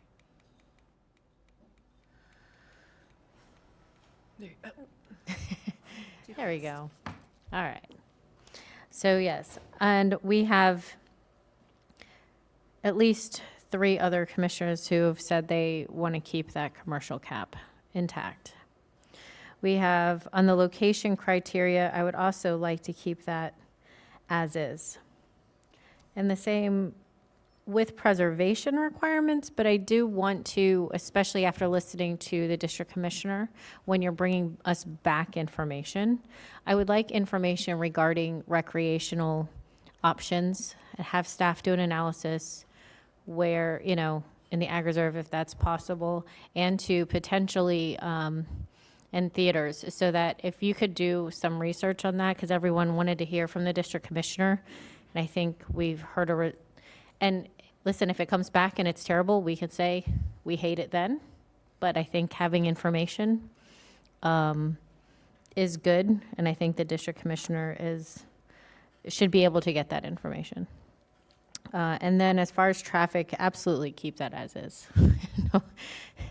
Nobody, I think everyone in the, I can't think of one commissioner up here who doesn't have an issue with traffic in their district. So we're very highly in tune to those issues. But that is it for me. And then I am going to turn it over to Commissioner Sacks to close out. Thank you, Madam Mayor. I'm going to make a motion, and it's going to sound just... A motion, or are you asking for information? Actually, for information. But it'll be, I guess, in the form, but not in the legal form. So looking at the 4 options for getting increased information, number 1, I would keep as is for the commercial cap. Number 2, I would keep as is. Number 3, let's find out what's going on out there. So let's just keep that open for more information, and then we'll discuss whether we want to expand or eliminate it. And number 4, absolutely keep as is. And I think that pretty much brings in everybody's interest in this. And if I may, there was an idea fronted during this discussion that we can talk about possibly taking a field trip out to see this area that a lot of folks have not seen, and to examine it before we discuss these, so that we know what's out there, agriculturally, as well as traffic, as well as a lack of services, certain services for the folks out there. So we can discuss this we can discuss it now. I second that idea. Okay. Thank you. Commissioner Weiss, you're recognized. Thank you, Mayor. Actually, yeah, I had mentioned to Commissioner Sacks, I thought that, it might make sense to have a meeting out there with all of us, so we can hear Publicly noticed meeting? a publicly noticed meeting in the evening. Yeah, I see the attorney shaking his head. I told her publicly noticed. You know, that where we could hear from the people live out there, talk about, you know, their thoughts about this, because it was clear to me that we're all trying to get more information about this. So I thought, well, you know, maybe we could do that. So anyways, that was a suggestion, and, you know, if people want to do it, great. If they don't, I guess that's okay too. Commissioner Powell, you're recognized. Thank you, Madam Mayor. With regard to a publicly noticed meeting, to piggyback off of what Commissioner Weiss has indicated, in the world of planning, it may be in our best interest as well to alternate the times of the meetings, maybe not just one meeting. Sorry, maybe there should be a meeting in the evening for those individuals who work, who can't be here during the daytime, who have a difference of opinion, and a meeting in the morning for those individuals who don't like to travel in the afternoon, who don't like to go outside of the house after 5 o'clock, 6 o'clock, just to get a good crosshatch of who is in the community and what the thought processes are. That's just my additional feedback with regard to how we should approach this particular issue. And we're talking about meetings in the Ag Reserve. Okay. As the hostess, it's going to be a Saxon Weiss kind of thing here.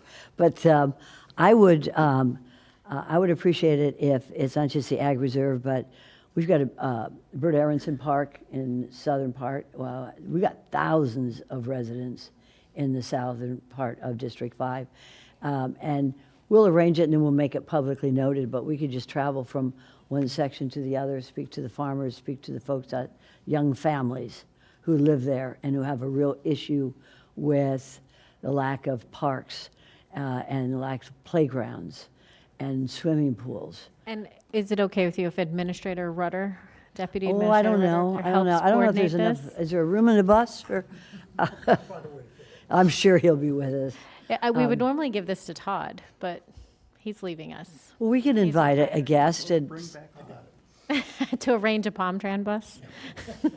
And yes, you have to do the pump. And of course, Administrator Bruzo lives in this area, so I'm sure we could pick up folks on the way. We could make it, you know, all the way there.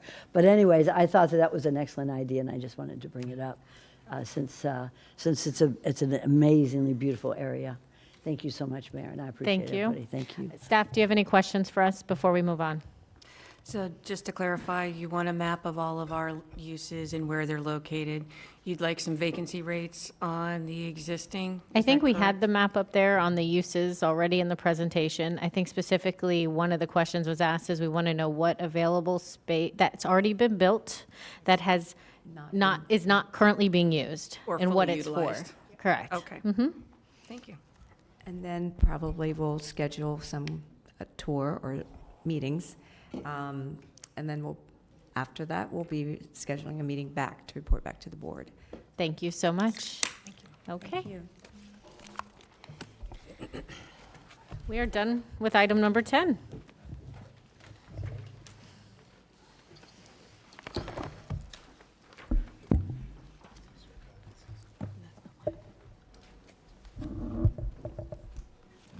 Going back to item number 3.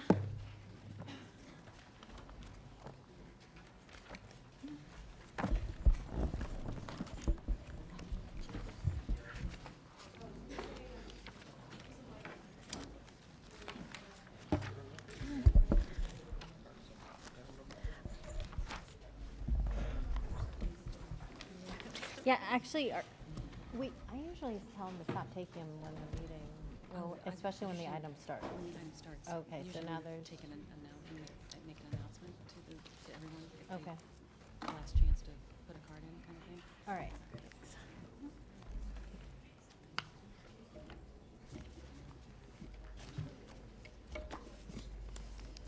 One minute. How many? Which are they mostly for? Okay.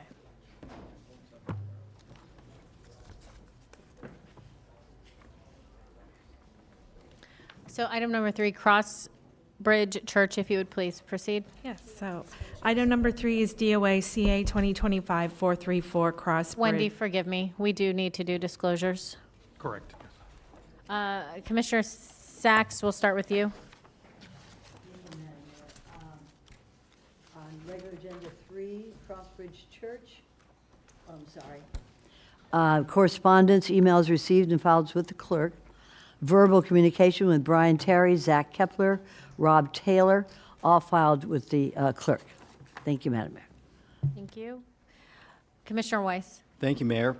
On item number 3, I received email correspondence, been filed with the clerk. Commissioner Flores. Yeah, I have written communication with Claire Elliott from Insight Studio, no verbal communications and no site visits. Thank you. Vice Mayor Woodward. Thank you, Madam Mayor. On Crossbridge Church, I had verbal communication with Brian Terry and email correspondence filed with the clerk, no site visit. Commissioner Powell. Thank you, Madam Mayor. Crossbridge Church, verbal communication with Brian Terry and email correspondence has been filed with the clerk. Commissioner Marino. Thank you, Mayor. Crossbridge Church, I had verbal communication with Brian Terry and Zach Kepler, and I filed written correspondence with the clerk. Thank you. And for myself, item number 3, I have emails that have been filed with the clerk and verbal communication with Brian Seymour and Brian Terry, no site visit.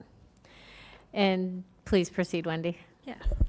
So item number 3 is DOA CA 2025-434 Crossbridge Church. The request before the board is, there are 3 of them, a development order amendment modifying the plan unit development, specifically the civic pod, adding square footage. The second request is to allow a private school in that civic pod, as well as the third request to allow a general daycare in the civic pod. And I can turn it over to the applicant to do a summary if you guys want. I don't know if there's any cards on this one, but. We have no cards. Please proceed, Mr. Terry. Okay, great. Good morning, Mayor, Commission. Again, I can provide a full presentation or a brief version of that. I think that, again, this is an opportunity. This is a local congregation. I'll go ahead and proceed real briefly.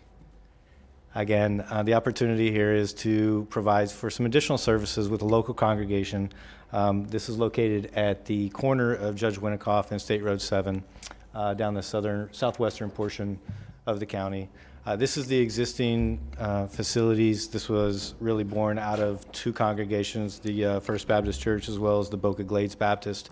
And ultimately, the beginning of this congregation was developed in 1988. Over the years, there have been a multitude of buildings constructed. What the proposal here is today is really to combine those.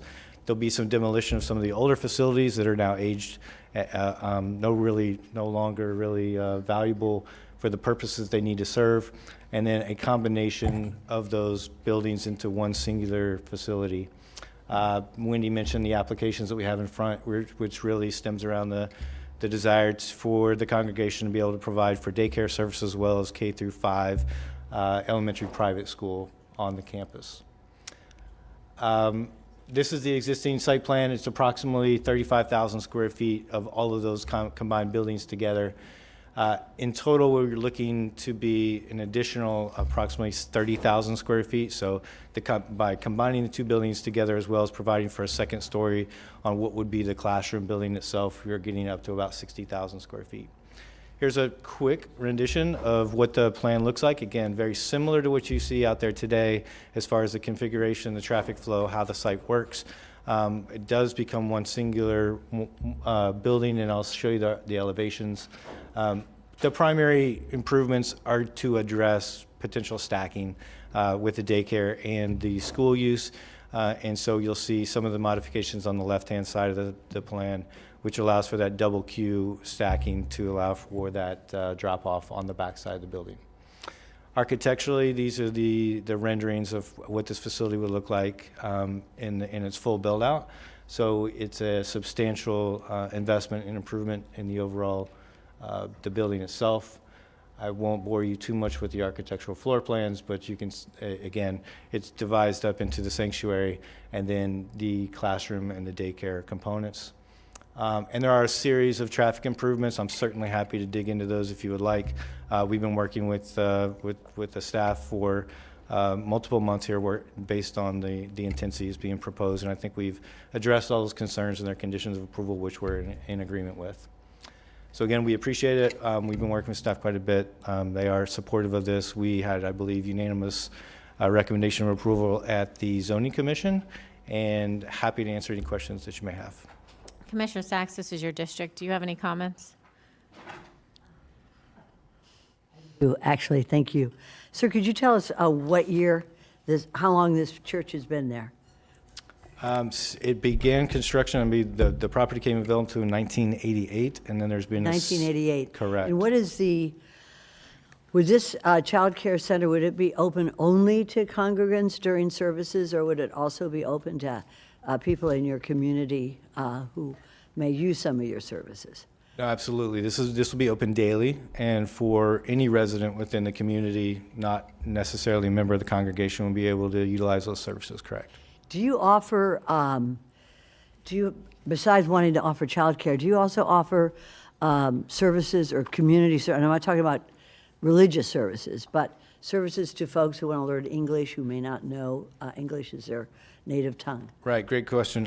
Yes, currently, some of the classrooms are utilized for English as a second language, which would continue. Probably there'll be some transition as we work through utilizing those space, but they've been a core part of the community for a long time, for decades now at this point. And again, this will just allow them to expand those services. Okay. Thank you. I have no further questions this time. Thank you. Would you like to make a motion? Thank you very much. I'd like to move, and I'm looking for the magic words here. I'd like To approve or deny item 3? Let me see here. To approve a resolution, let me see, to adopt a resolution. I'm going to need a little help from staff, because you have A, B, and C, and can we incorporate all of them into one? Yes, you can. So Good. I think you're looking for to adopt a resolution approving items 3A, B, and C. You say that so well. Done. I have a Okay. motion by Commissioner Sacks. I have a second by Commissioner Flores. All in favor? Any Aye. opposed? Please see that motion carries 7-0. Thank you. Thank you.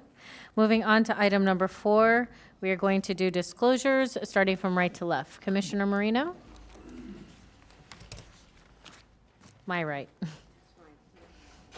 Thank you. I have had verbal communications with Seth Ben and Robert Preston and filed a multitude of correspondence with the clerk. Commissioner Powell? Thank you, Madam Mayor. I've had verbal communication with Seth Bain and several written correspondence that have been filed with the clerk. Vice Mayor Woodward? Thank you, Madam Mayor. I had verbal communication with Seth Ben, Robert Preston, and emails filed with the clerk. No site visit. Commissioner Flores? Written and verbal communication with Seth Ben, and no site visit. Commissioner Weiss? Thank you, Mayor. I had verbal communication with Seth Bean and email correspondence filed with the clerk. Commissioner Sacks? Preston residents, I've had verbal with Seth Bain, emails received and filed with the clerk.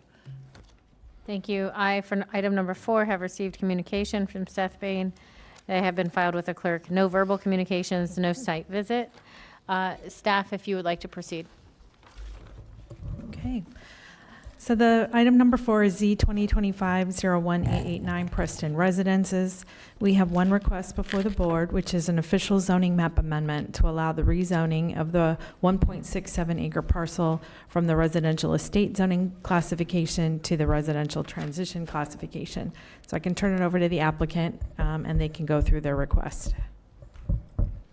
Please proceed, Mr. Bain. Thank you. Good morning, Mayor, Commissioners. For the record, my name is Seth Bain. I'm a certified land planner and attorney with Lewis, Longman & Walker. I'm here today on behalf of Robert Preston, the property owner of this property and applicant in this request. I'm also joined by James Hackett, the project planner for this development. This is the request today. We're asking to rezone residential estate property of 1.67 acres to the residential transition zoning district. That's the request before you today. And here's the context of where this property is located. This is the Square Lake community, south of North Lake and bordered on the east side by Military Trail. So this is the story of the community of Square Lake. Square Lake was platted in 1951, and this is what that original plat looked like. At that time, the entire plat encompassed 326 acres, 112 residential units, no commercial along any of it, entirely residential. However, the story of Square Lake is the story of a community that has evolved with the surrounding community that evolved with it, with the changes that occurred over time. In 1960, this is what the Square Lake community looked like. It was at the edge of rural development. There was not much going on there. You see a little bit of development starting to occur in the area, but it was still a relatively rural area. Of course, that's not the context this community finds itself in today. This is what Square Lake looks like today. It is within the heavily developed urban core of northern Palm Beach County. So what did that evolution look like? Well, comparing both the original plat and as it exists today, what occurred? Well, the largest change was that in recognition of these corridors that bordering it becoming large developed urban corridors, the entire border of the area of the community was transitioned to commercial and mixed uses. So all of that was removed from the residential portion of the plat and rezoned into some form of commercial and relatively intense commercial lining the community. Within that original plat, there were areas designated for schools and for parks. Those areas were removed from the plat and converted to residential lots throughout both of those two sections from that original. And a system of half a dozen roads that did not exist on that original plat were introduced into the community. That new system of roads allowed for all of those original plots to become subdivided to create a mix of housing sizes or lot sizes and types far different from what was originally conceived. So what do you have today? You have 145 acres of that original plat converted to the commercial. You have a remaining 240 acres that's residential. Within that 240, there's 175 units. So from that 112 that was originally platted, there's 175 in the remaining residential area, which means in reality, the density of this community is double what it was today. The reality of that community, I've spent some time in there, and I'm sure we have residents here that have been there far longer than I, but as a planner driving through there, what you have is a community that has a mixture of housing sizes. They're all residential, single family, but it's a variety of sizes throughout there. So let's look at that zoning map. So here's where the property is located on your zoning map today. So the areas in yellow are residential estate, and the areas in the darker color are the areas that have already been rezoned to residential transition. This did go to the zoning commission. At the time, the zoning commission, the discussion that was had, and the recommendation for denial said, hey, this isn't touching other residential transition properties. It looks like maybe this is leapfrog development. We don't think that this is consistent. But this is the reality of the community out there. All of the shaded in lots here are under an acre in size today, which is to say that none of them conform to the existing residential estate zoning in which they're located. And importantly, if you look at our lot, we are an island surrounded by lots that are smaller than 1 acre. All 3 lots to the south, the 2 lots that are to the west, the 4 lots that are across the street and slightly to the north, all under an acre. None of them conform to the existing zoning. The history of this subdivision through here is one that some of it probably occurred prior to the existing zoning code being put in place.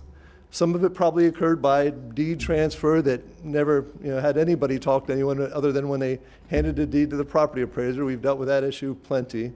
But even if that were the case, then the reality is the zoning code was put in place here that wasn't consistent with the properties or the development in the area.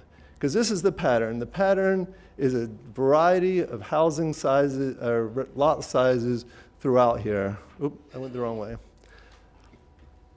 So, as I said, so in this community, there are 15 lots that are less than a half acre in size. There's 42 lots, less than 3/4, and a full 62 lots within this community that are under 1 acre. So yes, the idea here is we have 1.62 acres. With this rezoning, we would be able to subdivide this into 2 lots. The plan is 1 lot with the existing house would be 0.9 acres. The second lot would be 0.75, so 3/4 of an acre would be the large lot. And that is not unusual by any means looking at this community. And in fact, when you take the existing RT and those that are non-conforming and should be RT, it is fully half the community. This is a transitional community. It's transitioning from that heavy commercial that exists along the corridor to this community of lot sizes. And that's what we're talking about. We're talking about creating 1 additional lot, that the smaller one would be 3/4 of an acre, still a significant size, consistent with the lots that are in the community, consistent with the lots that are adjacent to it. So that's that point. Turning to the staff report, your professional zoning staff reviewed this request. They found that it is consistent with the existing development pattern and with the surrounding area. They recognized that it met the requirements of the comprehensive plan. This lot being over 1.5 acres is vested for 2 units under your comprehensive plan. I know there was some discussion about that at the zoning commission, but that is how the policy is applied, that if it's larger than 1.5, you have the opportunity to develop as 2 lots. And that's taken directly from your staff report, and your staff recommends approval of this request subject to the conditions of approval. So I just want to wrap this up. It's consistent with the underlying future land use. It's consistent with the immediately adjacent and surrounding properties. There's virtually no impacts resulting from this rezoning. We're talking about introducing 1 additional residential lot in this community. The change to the density of the overall community would be 0.01. Staff recommends approval. I'd be happy to address any questions you might have, and I'd like to reserve a few minutes after public comment to address anything that might come up. Thank you. We're going to take some comment cards now. Commissioner Flores, and we have a lot of cards left for a lot of different items. So we're going to limit this to 1 minute, and if we have questions. Would you like a presentation from staff before? I would like a presentation from staff, please. People who came here to be able to get in their comments prior to us taking a lunch break, so they do not have to wait until afterwards if you want presentations from staff. But I would like to hear from the residents. Mayor, this is my district, and I Okay. would appreciate staff having a presentation because there was a 0-9 vote and so I would like to hear staff, and I would like to hear why that vote came to be. Thank you. Sure. Staff, please proceed. Hello, Commissioners. I'm Shannon Webb with Zoning Division, presenting for Preston Residences. The site is located within the Square Lake subdivision, about 0.2 miles south of North Lake Boulevard on the west side. Excuse me. I don't want you to repeat anything that the petitioner said. Whatever additional you have, an explanation for why it was a 0-9 vote. And my question is, all of those that are RT, when were they voted in RT? And as RT, does that mean they were subdivided? Or was it RT so that they can do additions to their current residents? Thank you.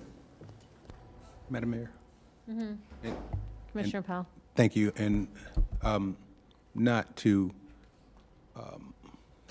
dismiss anything with regard to what Commissioner Moreno just said, but also sometimes when staff does its presentation, some things may just overlap, but I think it's important because there's additional background that she may have in her analysis that may overlap, but may be more important to understand with regard to the justification for the request and for your summary of why there was, and she would be indicating why staff has indicated an approval as opposed to the board that came before us with a 0-9 vote. So I don't know if that board, that the zoning commission, if everything they decided was based on staff analysis or their own personal perspective, but I do know that when a staff person or when the justification statement's done or a summary analysis of the project is done, they may have additional information. So I don't want to negate what Commissioner Marino indicated. However, if you have information that I don't know with regard to this project that would be helpful, even if it appears to overlap a little, I would just like to hear that. Sorry. So we're going to try to, again, just make it brief, but if you could do the entire presentation and just try not to overlap on what has Okay. already been said. Thank you. All right. Yes, so we know the request is to rezone from residential estate to And forgive residential me, one last request. Could you transitional. speak closer, pull it to, so we can all hear you? Sure, sorry. There we go. Thank you. So yeah, the request here is to allow rezoning from residential estate to residential transitional. And this again shows the surrounding areas, a mix of residential estate, and there is existing residential transitional in the neighborhood. And the request is consistent with the LR1 future land use designation per the comprehensive plan. And the site meets and exceeds all the property development regulations for the RT zoning district. There's no development proposed in this current application. However, the applicant has submitted the a administrative application to subdivide into 2 residential lots. And what is your opinion on why the zoning board declined this? The main reason was Commissioner Kennedy did not believe this was consistent with the development patterns. So she thought it was a bit of a leapfrog zoning. However, we do think it is still consistent with the development trends for Square Lake, since there are many lots that are less than 1 acre, and many are already rezoned to RT and have been subdivided after they've been rezoned. Thank you. Commissioner Marino, you're recognized. Or so, you showed a lake on that property. I've been made aware that the lake was filled. I just want to know, I just want to make sure that it was permitted, which I did get confirmation from staff that it was permitted to do so. As for the RT for subdivision, can you tell us the most recent time that that has happened?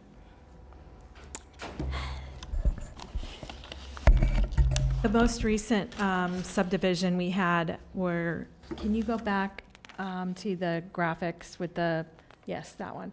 Okay, on the left side of the screen, you can see there's 4 lots closer to North Lake Boulevard. That was a 4-acre parcel.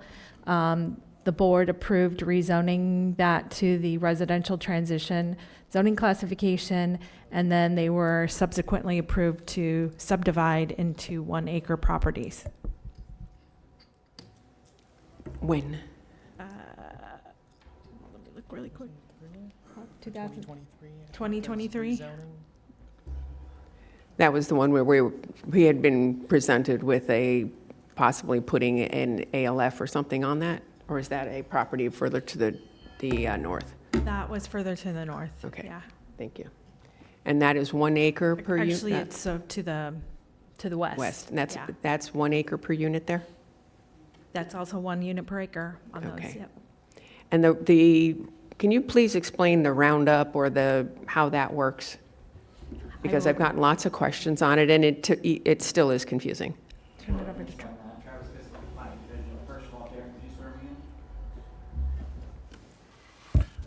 Please rise. Yeah. Do you swear or affirm to tell the truth, the whole truth, and nothing but the truth? So as to the rounding so-called, there's a policy in the comprehensive plan, it's future land use element policy 2.2.1-G. Shannon has it up on the screen. This is the way that the planning division has applied density calculations for a multitude of projects that have come before the board or through the division over many years. So when you're calculating units per acre, that's density. and not every property is a round number. So when you result, like this one is 1.67 acres for the application, that times 1 unit per acre, 1.67. That policy in the middle of the paragraph says when there is a fractional remainder that is 0.5 or greater, you round up to the nearest dwelling unit. In this case, that would be 2. So the comprehensive plan is indicating that 2 units would be the maximum available to this land. It's not a guarantee, it's the maximum that would be available. Thank you. Vice Mayor Woodward, you're recognized. Thank you. Sorry, I forgot my question. On this, if this were to move forward, the second parcel, it would still be it's a one single family that would, if we subdivide this, like they're not going to build a row of townhomes or anything, this would just be a single family home? Single-family home. Okay. And the map that you showed, it looked like the one directly west of it. Is that the subdivide that they're proposing? The one that's directly to, yeah. So not like the vertical up and down, it's the east-west subdivide? East-west, Okay, yes. thank you.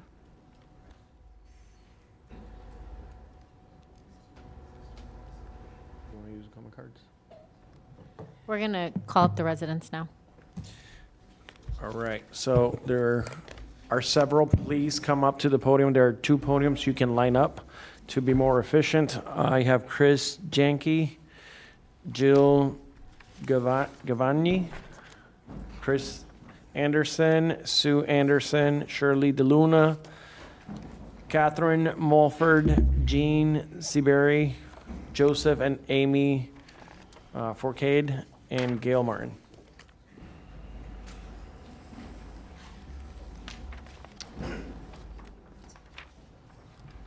There's 9, I'm sorry, we're having discussion between commissioners on the time. There's 9 cards. For this item. 1 minute or 2 minutes? The We'd district appreciate commissioner's 2 requesting minutes, 2. please. Sure, 2 minutes. Thank you very much. Good morning, Commissioners, Mayor. Thank you for your time today. My name's Chris Jonke. I'm a local business owner, have stores on North Lake Boulevard. I am also a very long-term resident of the Square Lake neighborhood. I've lived there. I grew up there when I was 15 years old. I rode my bike around there. I moved out of that neighborhood and then moved back. And I've been living there for about 20 years now. Homeowner. We love our neighborhood. It is designated as a bird sanctuary. We have a lot of unique wildlife. It's a very special place.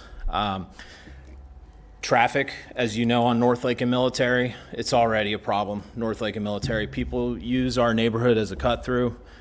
We don't have sidewalks. It's a safe place for residents to live. Bringing in a higher density of housing is what we're concerned with. It's we set it up if the property gets rezoned, the rules change, and it ends up setting a precedence for additional development within the neighborhood. That's what a lot of us are concerned with. You split it into 2 and you use this roundup rule, and all of a sudden developers like Mr. Preston can come in and they can drop three lots. That changes how the infrastructure works. A lot of us have, all of us have septic. When you start introducing a higher density of homes, we now are going to have to be introduced to city sewer. That's going to impede on a lot of residents that live in that area. I've had septic, I have well water. I don't want city water, I don't want city sewer.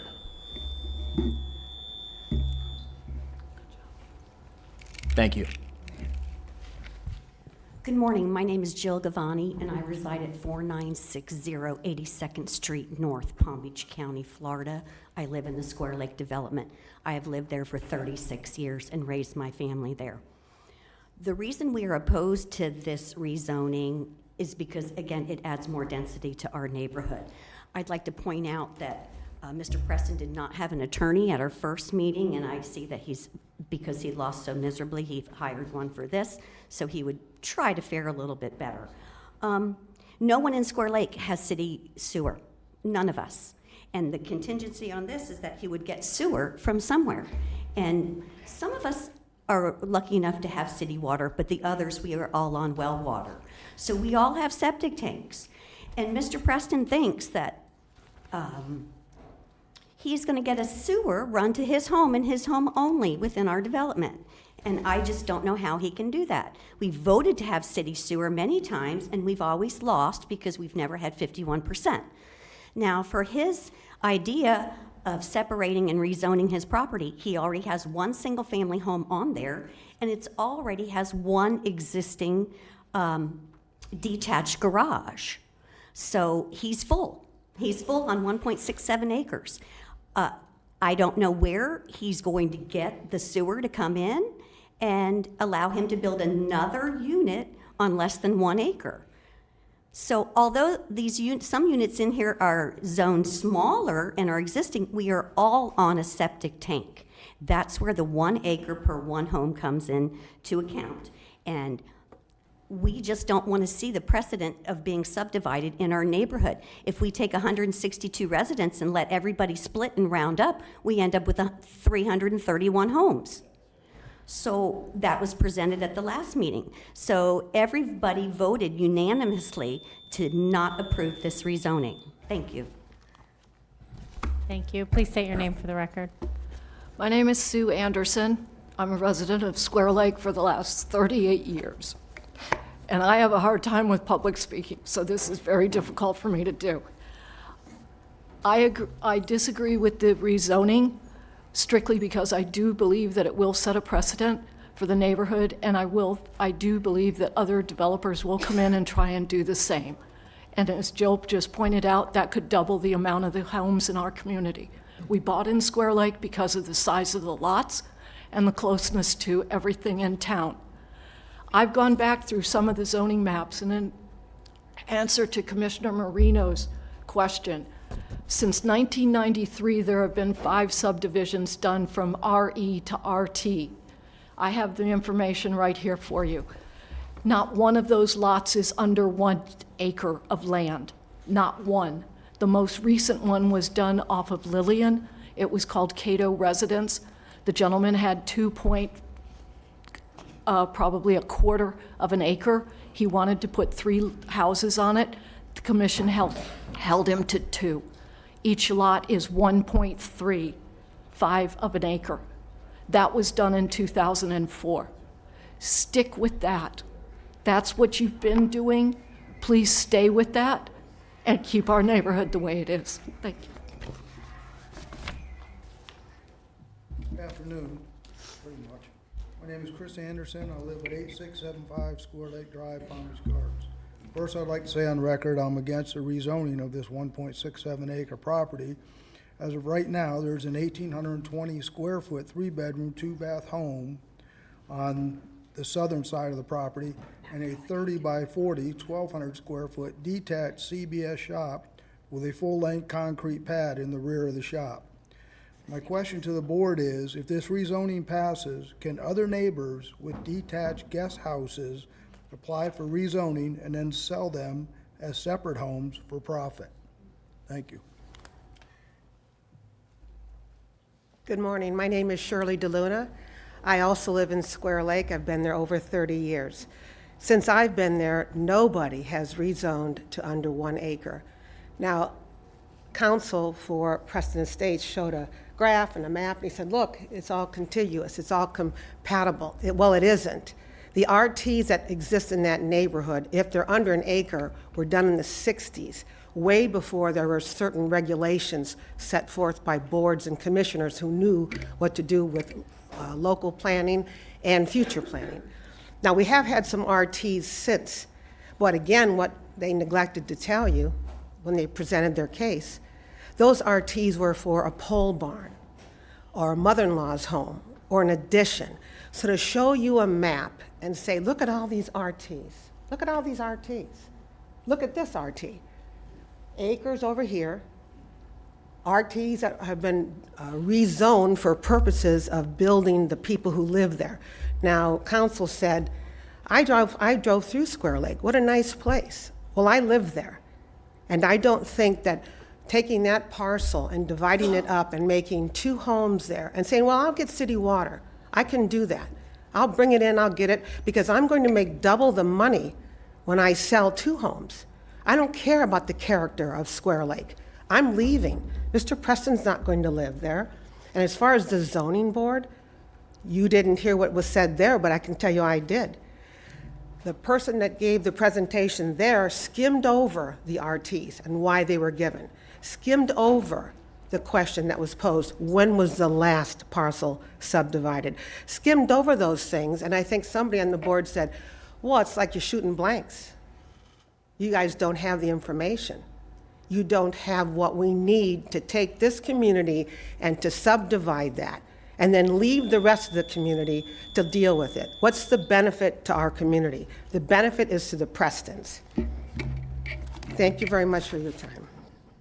Good morning. My name is Catherine Mulford.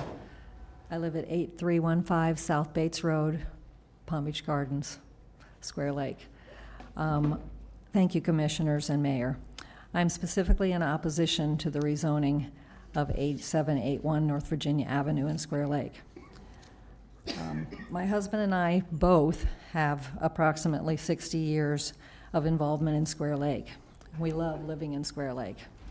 I'm part of a committee that has worked with the county zoning department many times over the past 25 years, dealing with commercial properties being proposed and built along our bordering roads, as well as other rezoning projects within Square Lake.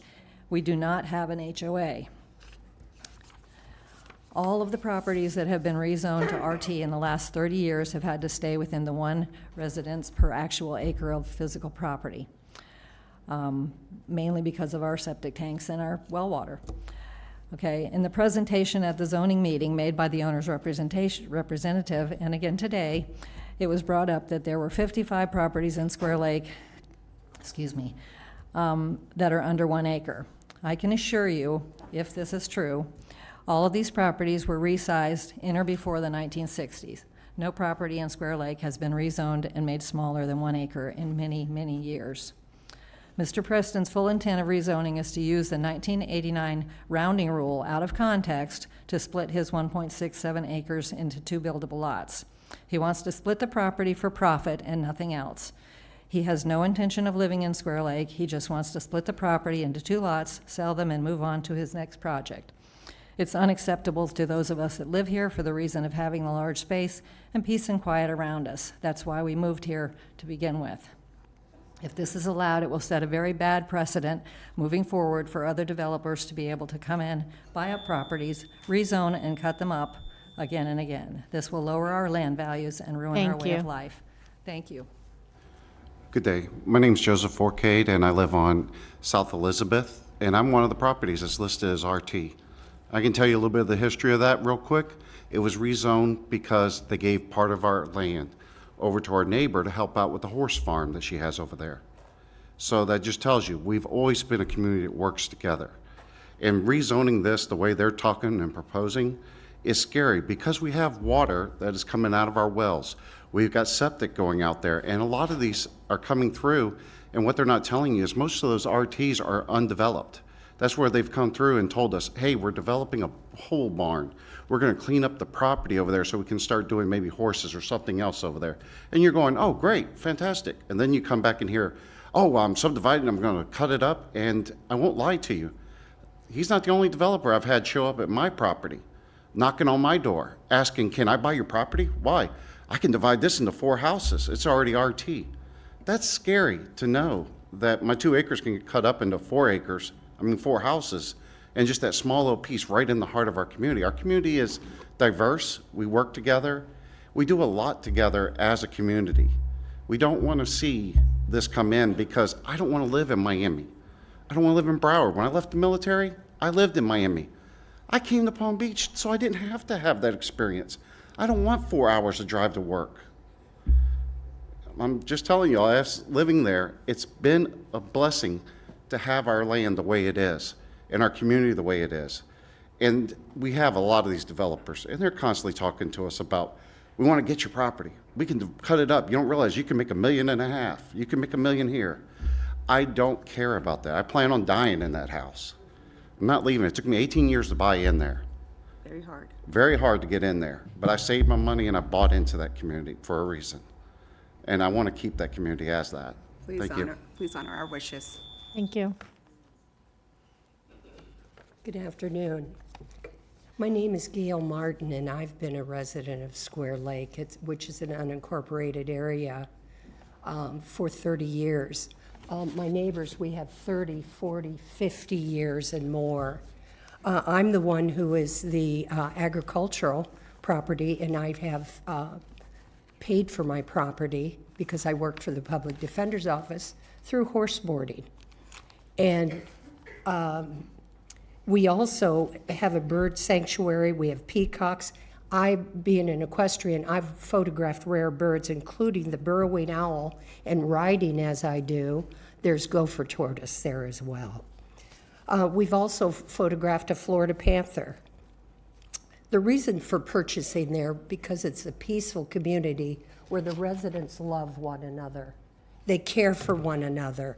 When there's someone sick, for years at a time, we bring food, we care for them, and make sure they're okay. I grew up in the Middle West, and this is the kind of place that we all want to live. Rezoning this, and there's already a property up for sale where the people passed away. They're already advertising, and you can split this up into 7 lots. I've been offered millions of dollars for my property. I wouldn't sell my property and give up on my neighbors for 1 iota, ever. It's such a good place to live. Our children are safe. We have a crime watch. We don't have a homeowners association, but I've gone around and gotten signatures from every single person in the neighborhood because we care about one another. I'm respectfully asking you to reject this zoning on North Virginia and any other parcel in Square Lake. Thank you. Thank you. Thank you. Hi, Jean Syberry, 4727 Square Lake Drive. I was the third house out there my parents bought, so I've lived out there for 68 years. My children grew up there, my grandchildren, and one of my grandchildren just purchased a house directly across from the Prestons, and that's where my great-grandchild is growing up. So that's 5 generations, and it is a wonderful community. I really hate to see it become an object of money grabbers. I intend on living there until I die, and I'm 77.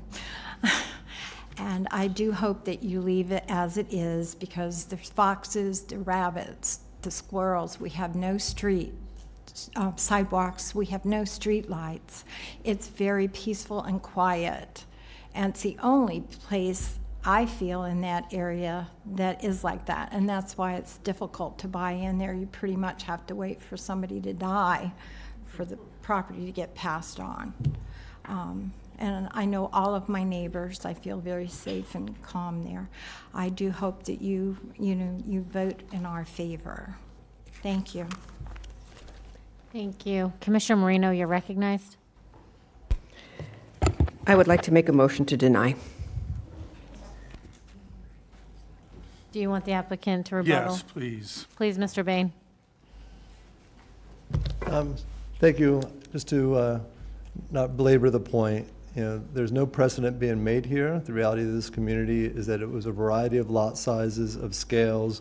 The zoning, probably from its inception, should have been RT, because when you made a zoning designation that made half the lots of the community non-conforming, or that non-conforming evolved that way, it's actually created a burden on these properties that shouldn't exist. Some of our finest communities in this county have lots less than a half acre throughout the entire thing. PGA, Old Palm. This is not a burden on it. It's consistent with the properties that touch this property all around it. It's consistent with the nature of that community. It's creating an opportunity for another housing a unit in an area, in a community that would be a benefit to everybody, and virtually no negative impacts to the community. So I would request you reconsider. Thank you. Thank you. I do have a motion. Do I have a second? I do have a second by Commissioner. I have a second by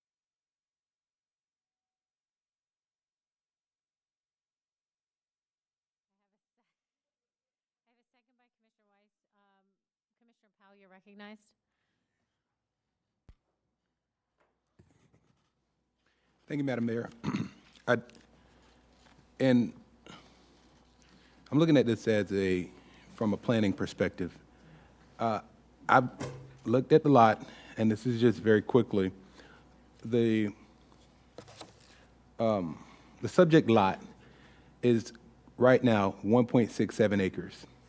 It sits adjacent to the lots that are to the, the west. And I get it, I understand the concern of the residences. The lots to the west have already been subdivided at 0.86 acres and 0.69 acres. This is a total of 1.67 acres. Wendy, would you like to clarify, I'm sorry, please? those lots, I don't know if they've been subdivided, but those lots appear on the property appraiser's website to be 0.86 acres. Can we bring up the aerial? And can you blow that up a little bit? So the lots to the left, right, of the subject property, those lots are not split. They're not split. That's not two lots. Because the property appraiser shows it as two lots with two separate units. There's a house located at the first unit and the second unit. So what we're looking at would not be unsimilar to what I'm looking at on the property appraiser's website. And I'm speaking as if I was doing this as a planner. I understand why staff has recommended approval. In addition to that, the conversation or the concerns with regard to septic, to sewer, that's a whole nother process that is not addressed in this particular application. This is an application that's strictly based on rezoning from RE to RT, which is not unlike other properties within this division. The subdivision is a completely separate application. Someone came up and they spoke with regard to a bird sanctuary and unique wildlife. Again, that would be analyzed in another application because it's not analyzed within, unless I missed something in the documents that were provided to us today. Again, this is not a subdivision application today. Staff, am I wrong? You are correct. This is just a rezoning Okay. application. And there are other residents or other lots in this particular area that are similar. And I understand from the residents' perspective of the concern that this could allow a precedent for other applications to come in the same way. But we sit here, and I sit with this board, and comprehensively, we sat here 2 days ago, and we indicated that we would like for single-family properties to be able to put 2 units on one lot. That's not with regard to this particular area, this application, but this application is a rezoning application. A subdivision application would be completely different. So I've taken notes. I've listened to the residents as they've come up. I've read through the analysis and the justification statement from the applicant. The challenge is, for me, and this is not the rest of the board, I analyze this from a completely different perspective, and I come from a different world where the number one goal of a planner is to serve the public interest, and I get the background information that you all are providing. However, in my professional opinion, based on what I'm seeing today, I agree with staff in the recommendation to move forward with the approval of the rezoning application. Now, again, the subdivision application will come at a later time, But I can't, in good conscience, pretend like I don't have all this information in front of me. I have heard the residents, and if my argument was based solely on listening to residents, I would agree that we shouldn't move forward. But because I have additional information and I understand exactly what I'm looking at, I'm in favor of staff's recommendation today. Vice Mayor Woodward, you're recognized. Thank you, Madam Mayor. I'm going to ask for some clarification on his question, but first I did want to know, because it was brought up several times about septic and well water. Is that something that we would require, or is this something that this property owner is choosing to want to do? The existing single-family home is on well and septic.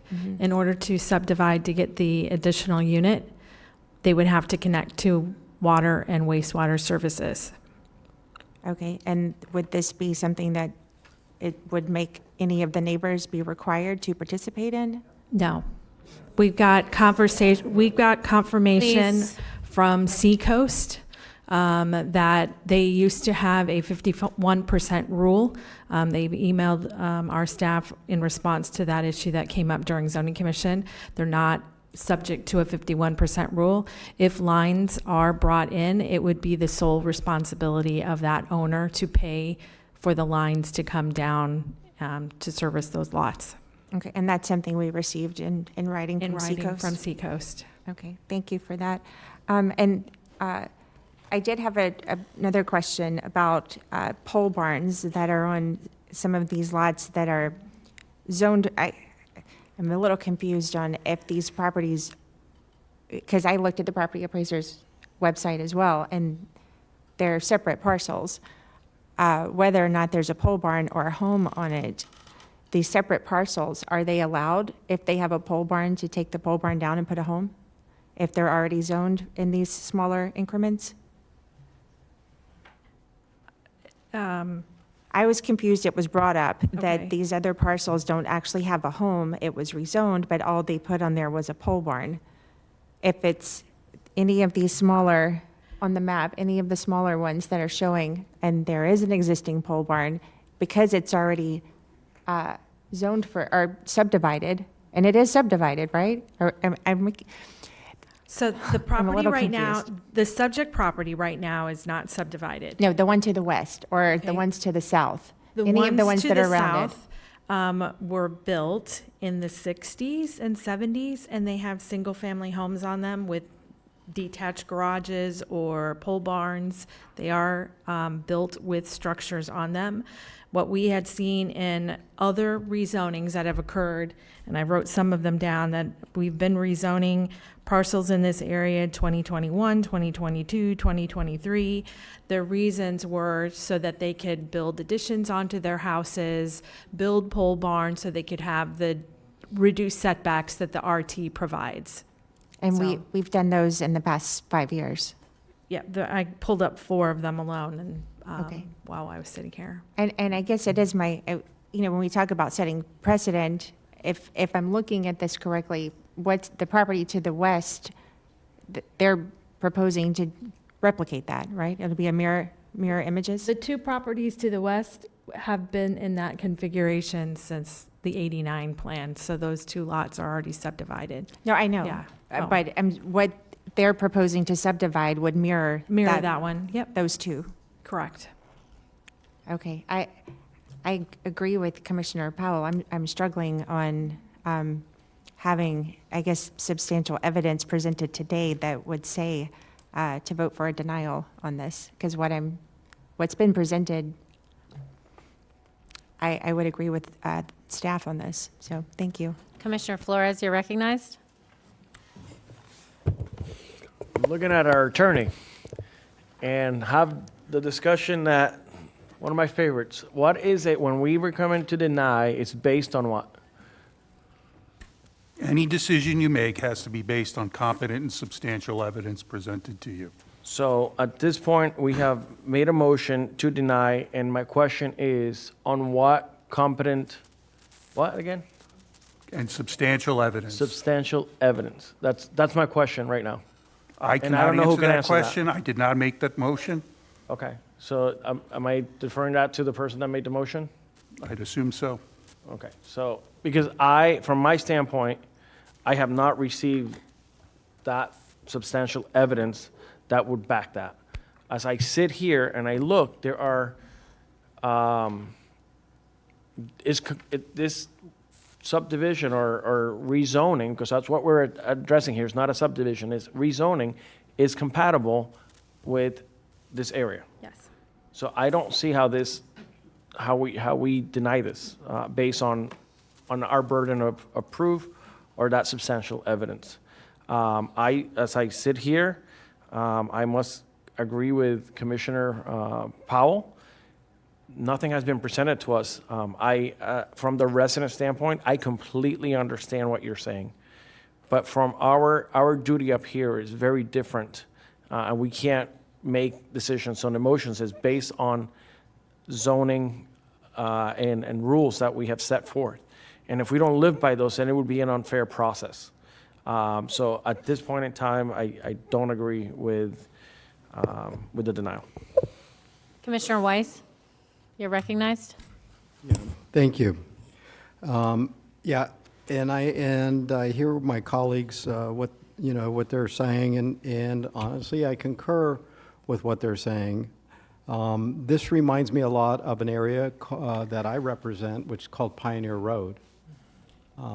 It is what is being referred to as a rural enclave within a higher developed area. What we did for Pioneer Road is we did an overlay for them that put additional restrictions in there. Because I think your issue is not the zoning per se. The issue is the subdivision. That's what the issue is. And going beneath a 1 acre, having lots being, created less than 1 acre. And I totally understand that. I think that an argument could be made that this does alter the development patterns in your community in order to deny this, but I can also agree that with staff's recommendation as well, that they just see it as it is consistent with what has been developed out there.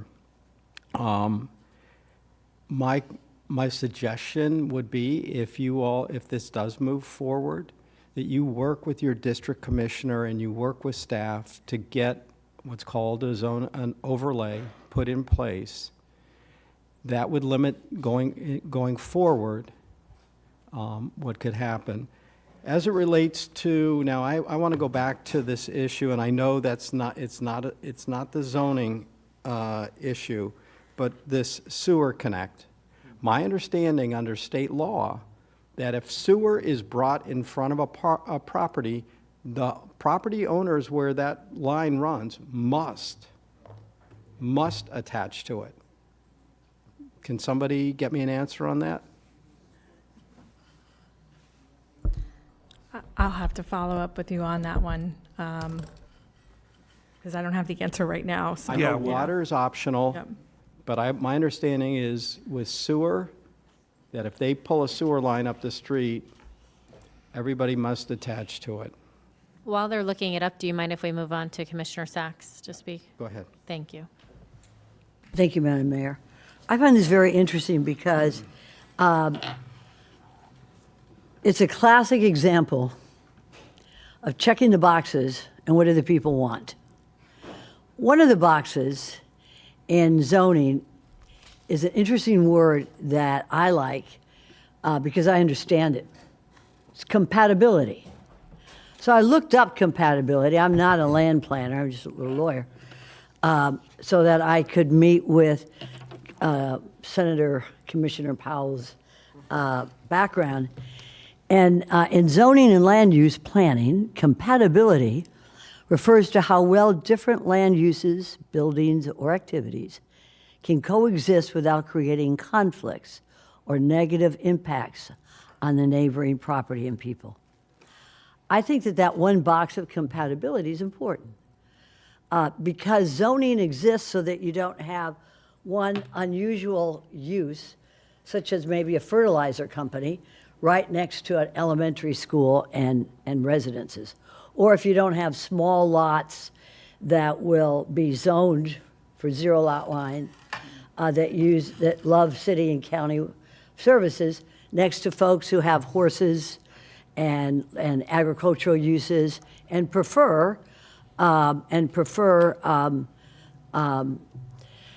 sewage and well water.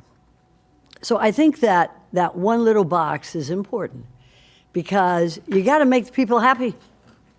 We exist here not to break up parcels so that we have more housing. We exist here, I exist here, to see how the people are. Do they like it? Then that's where they should be. If they don't like it, then it's up to government to help them coexist with compatible uses. So I agree with the district commissioner that, and I really do believe, to the attorney's point, yes, compatibility is a compelling and substantial reason to deny a development that the people don't want. Why? Because it's not compatible. It's not compatible. The second thing that is of interest, and that's what, and I'll be brief, what Commissioner Weiss brought up is sewage and county water or city water.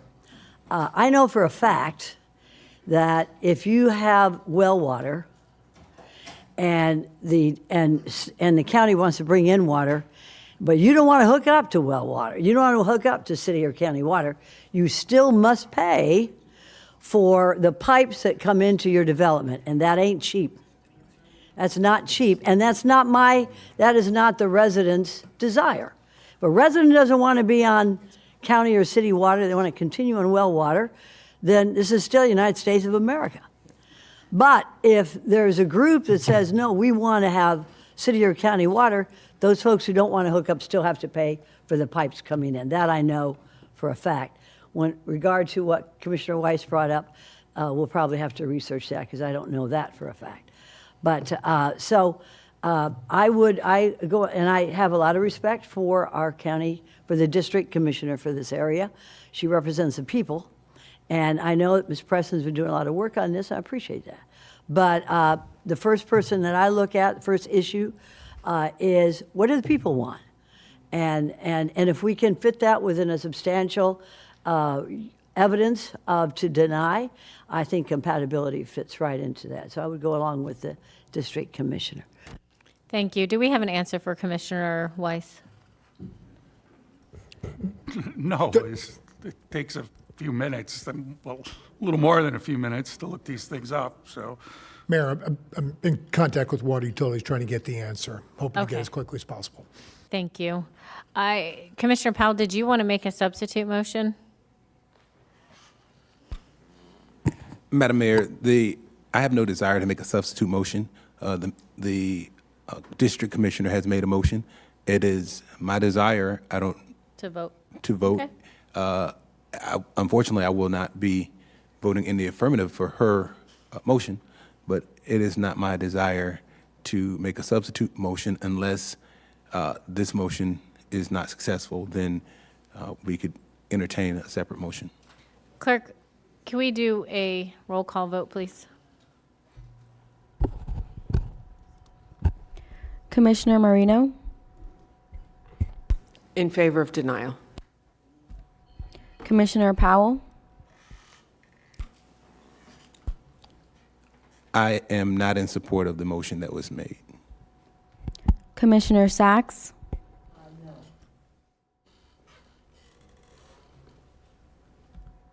Commissioner Wise, Yes.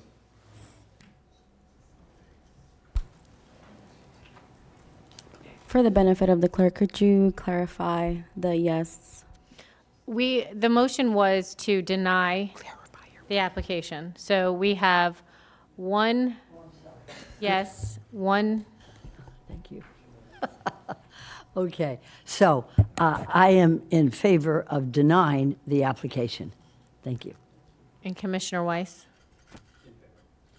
In favor of denying the application? Commissioner, go ahead, Commissioner Flores? Oh, not in denial. Okay.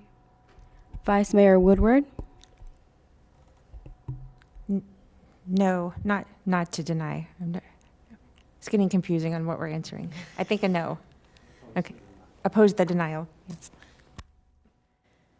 What's your call, clerk? 3 in favor, 3 against? Yes. Mayor Baxter?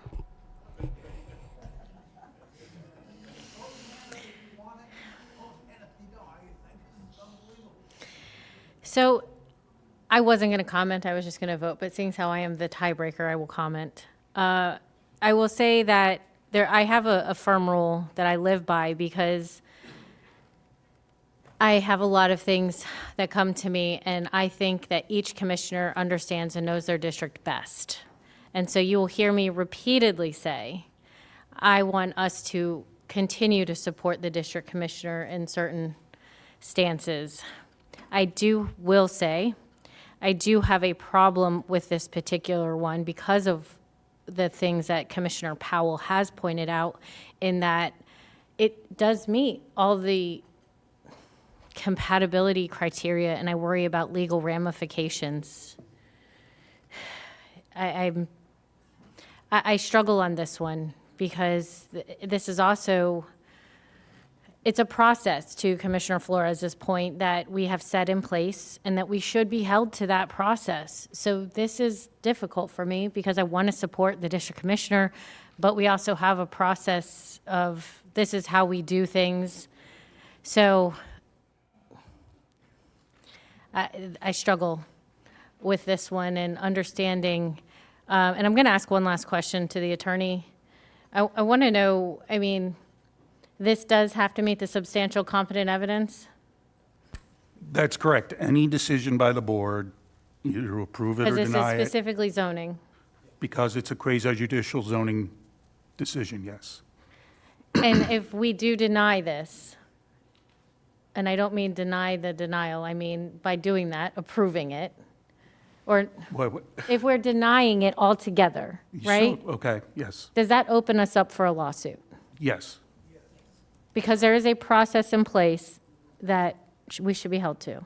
Yes, so if you deny it, the landowner can bring what's called a petition for certiorari against the county, essentially appealing this board's decision to the circuit court. And I can't open up our taxpayers to that sort of liability. So I am going to, against what I would like to do what I think we are legally obligated to do. No. We have, hold on. Hold, excuse me. Again. Order, please. We have, please stop talking out. We have here we have our attorney, we have legal processes who is stating to us that we will open our taxpayers up to lawsuits if we deny this because it meets a criteria set in place by the county. That is not what, we have faced these where we have wanted to vote a certain way multiple times. I am the number one person who says we need to stand up for the residents. When it puts the taxpayers, the rest of the county residents, at a burden to potentially have to pay millions in lawsuits or thousands, lots of money because we didn't order or stand firm on a process we have set in place, my heart breaks. And I absolutely want to do what the residents want here, but there is a legal process. This is a quasi-judicial hearing, and we are set to a certain standard. So again, with that being said, I am not going to support this motion. So it fails. Now we need a new motion. Hold on, the sewer issue isn't part of this. This is just zoning. And to Commissioner Weiss's point, the bigger issue here is the subdivision of the property. This doesn't allow them to subdivide it. This just changes zoning. That is what we are voting on today. So again, I do apologize to the residents. This is one of those issues that I want to vote with you, but I do not believe that we can do that. And we do need another motion now that that motion has failed.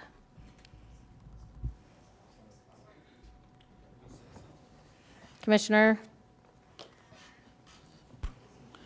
Madam Mayor, it would be my desire to let the district commissioner make a motion. There's an opportunity to either postpone it or make a motion to approve. If I make a motion, it would be my desire to make a motion to approve.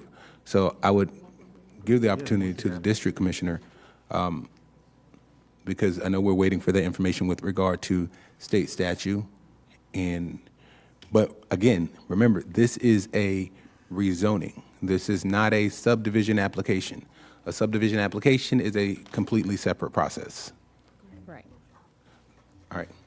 With that being said, Madam Mayor, I would make a motion to recommend approval of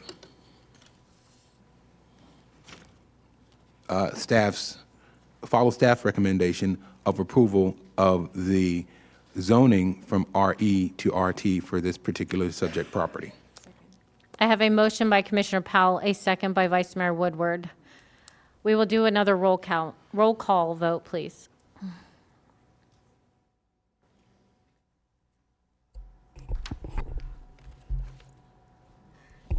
Commissioner Powell, Yes. Commissioner Sachs, Before I vote, I want a clarification from legal that any county commissioner who votes against this zoning reclassification will not be subject to litigation or to liability.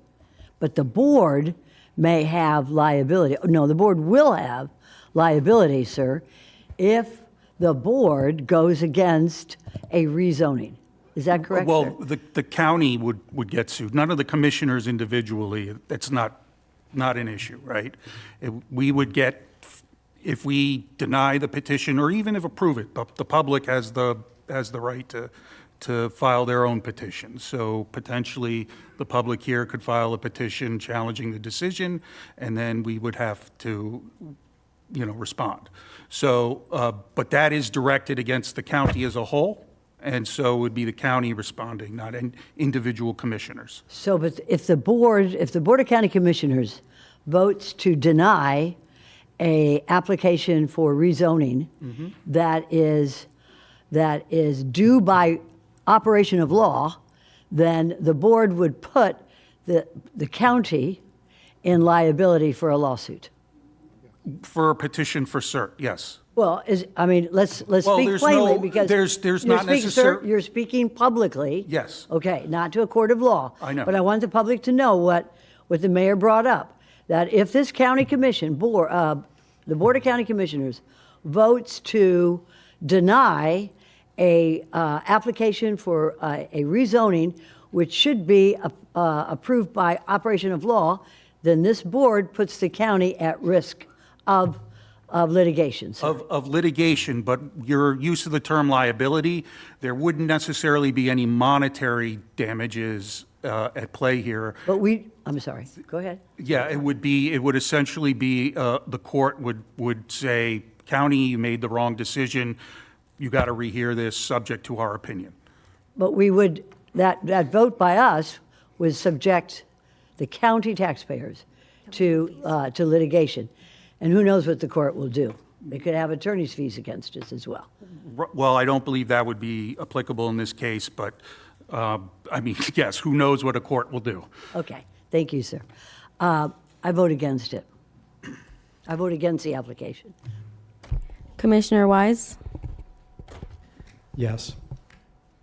Commissioner Flores, Commissioner Marino, No. Vice Mayor Woodward, Yes. Mayor Baxter. Yes. 5 aye and 2 nay.